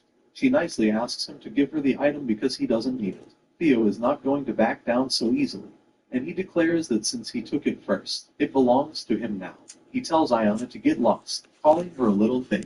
Well, Iona takes offense to his statement, but Theo has not yet understood the situation he is in. Suddenly, Elka comes there to see what is up with Theo, and he is flabbergasted as he sees Iona there. He can't believe that the great wizard of destruction is right in front of him. It is easy to come to that conclusion because of her staff, which is a legendary great artifact of the tower. It is called the Staff of Calamity, and wielding it, Iona becomes the embodiment of destruction. With just one attack from this staff, she can flatten mountains and make them plains, or she can turn rivers into seas with just one swing of her staff. Elka wonders why there is such a figure here, but more importantly, he notices what is going on. Iona asks Theo if she doesn't have any idea who she is. She says that usually she would have given him the chance to retract his word because she is exhausted. Iona declares that she will take Theo's life as an apology and begins unleashing her power as she levitates in the air. However, before she can hit him, Elka comes in between and tells Iona not to harm Theo because he is the subordinate of the Great Black Dragon. Iona stops her spell midway on hearing that, and she gets down, asking the wolf to introduce himself. He tells her that he is Elka, the Silver Wolf Tribe chieftain. Iona asks him if he is aware that he is what he claims to be, and Theo asks her what she means by that. She tells him to take her to the Black Dragon, but Theo screams at her, asking if she wants to go with him for free. His words leave Elka gaping in terror and anxiety. He is terrified that Theo's words might anger Iona again, and if that happens, they are done for. Same here. With that, the chapter ends. Theo was on a roll in this chapter. Well, on a roll of making mistakes that can cost him his life and his sales cat title. Human turning small seems like a smaller incident now that bigger players have entered the stage. What will happen when the Sun Sweet Potatoes benefit Tijan? And how will Sejin react to the loss of his most valuable product? Also, let us wait to see how Iona deals with Theo, because that is surely going to be entertaining. See you with the next part soon. And don't forget to check out other videos on our channel. I knew I was underwater. I just didn't realize I was this underwater. If you're stressed about your paper, just get through. It's free. You need better grammar and get an A on this essay. Grammarly can help with that. Just highlight your topic and it'll make an outline. Right. Hey, I think that's it. Welcome to the other side. Download Grammarly for free.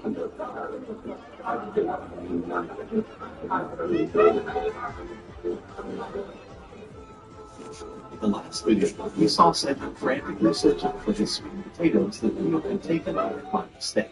He doesn't find them, and thinks that Theo must have planted them already without informing him. Then, it was time for his monthly joy of purchase. In the last video, we saw that Theo suddenly got smaller after he evolved into a giant honey bear. He can also control the size of the growing to his giant form as he wishes, and turning small again. Within our next video, told Sejin that Human must be suppressing his growth subconsciously because he didn't want to grow so big that his dad wouldn't be able to love him. Human hugged Sejin and asked if he could now enter his house, and if Sejin could now hug him like he hugs Theo and the Black Dragon. Sejin realized that this had been wrong about his very simple list of items, so he could help. Humans also wanted to go inside the kingdom, but then brought on some traumatic flashbacks for the Black Dragon.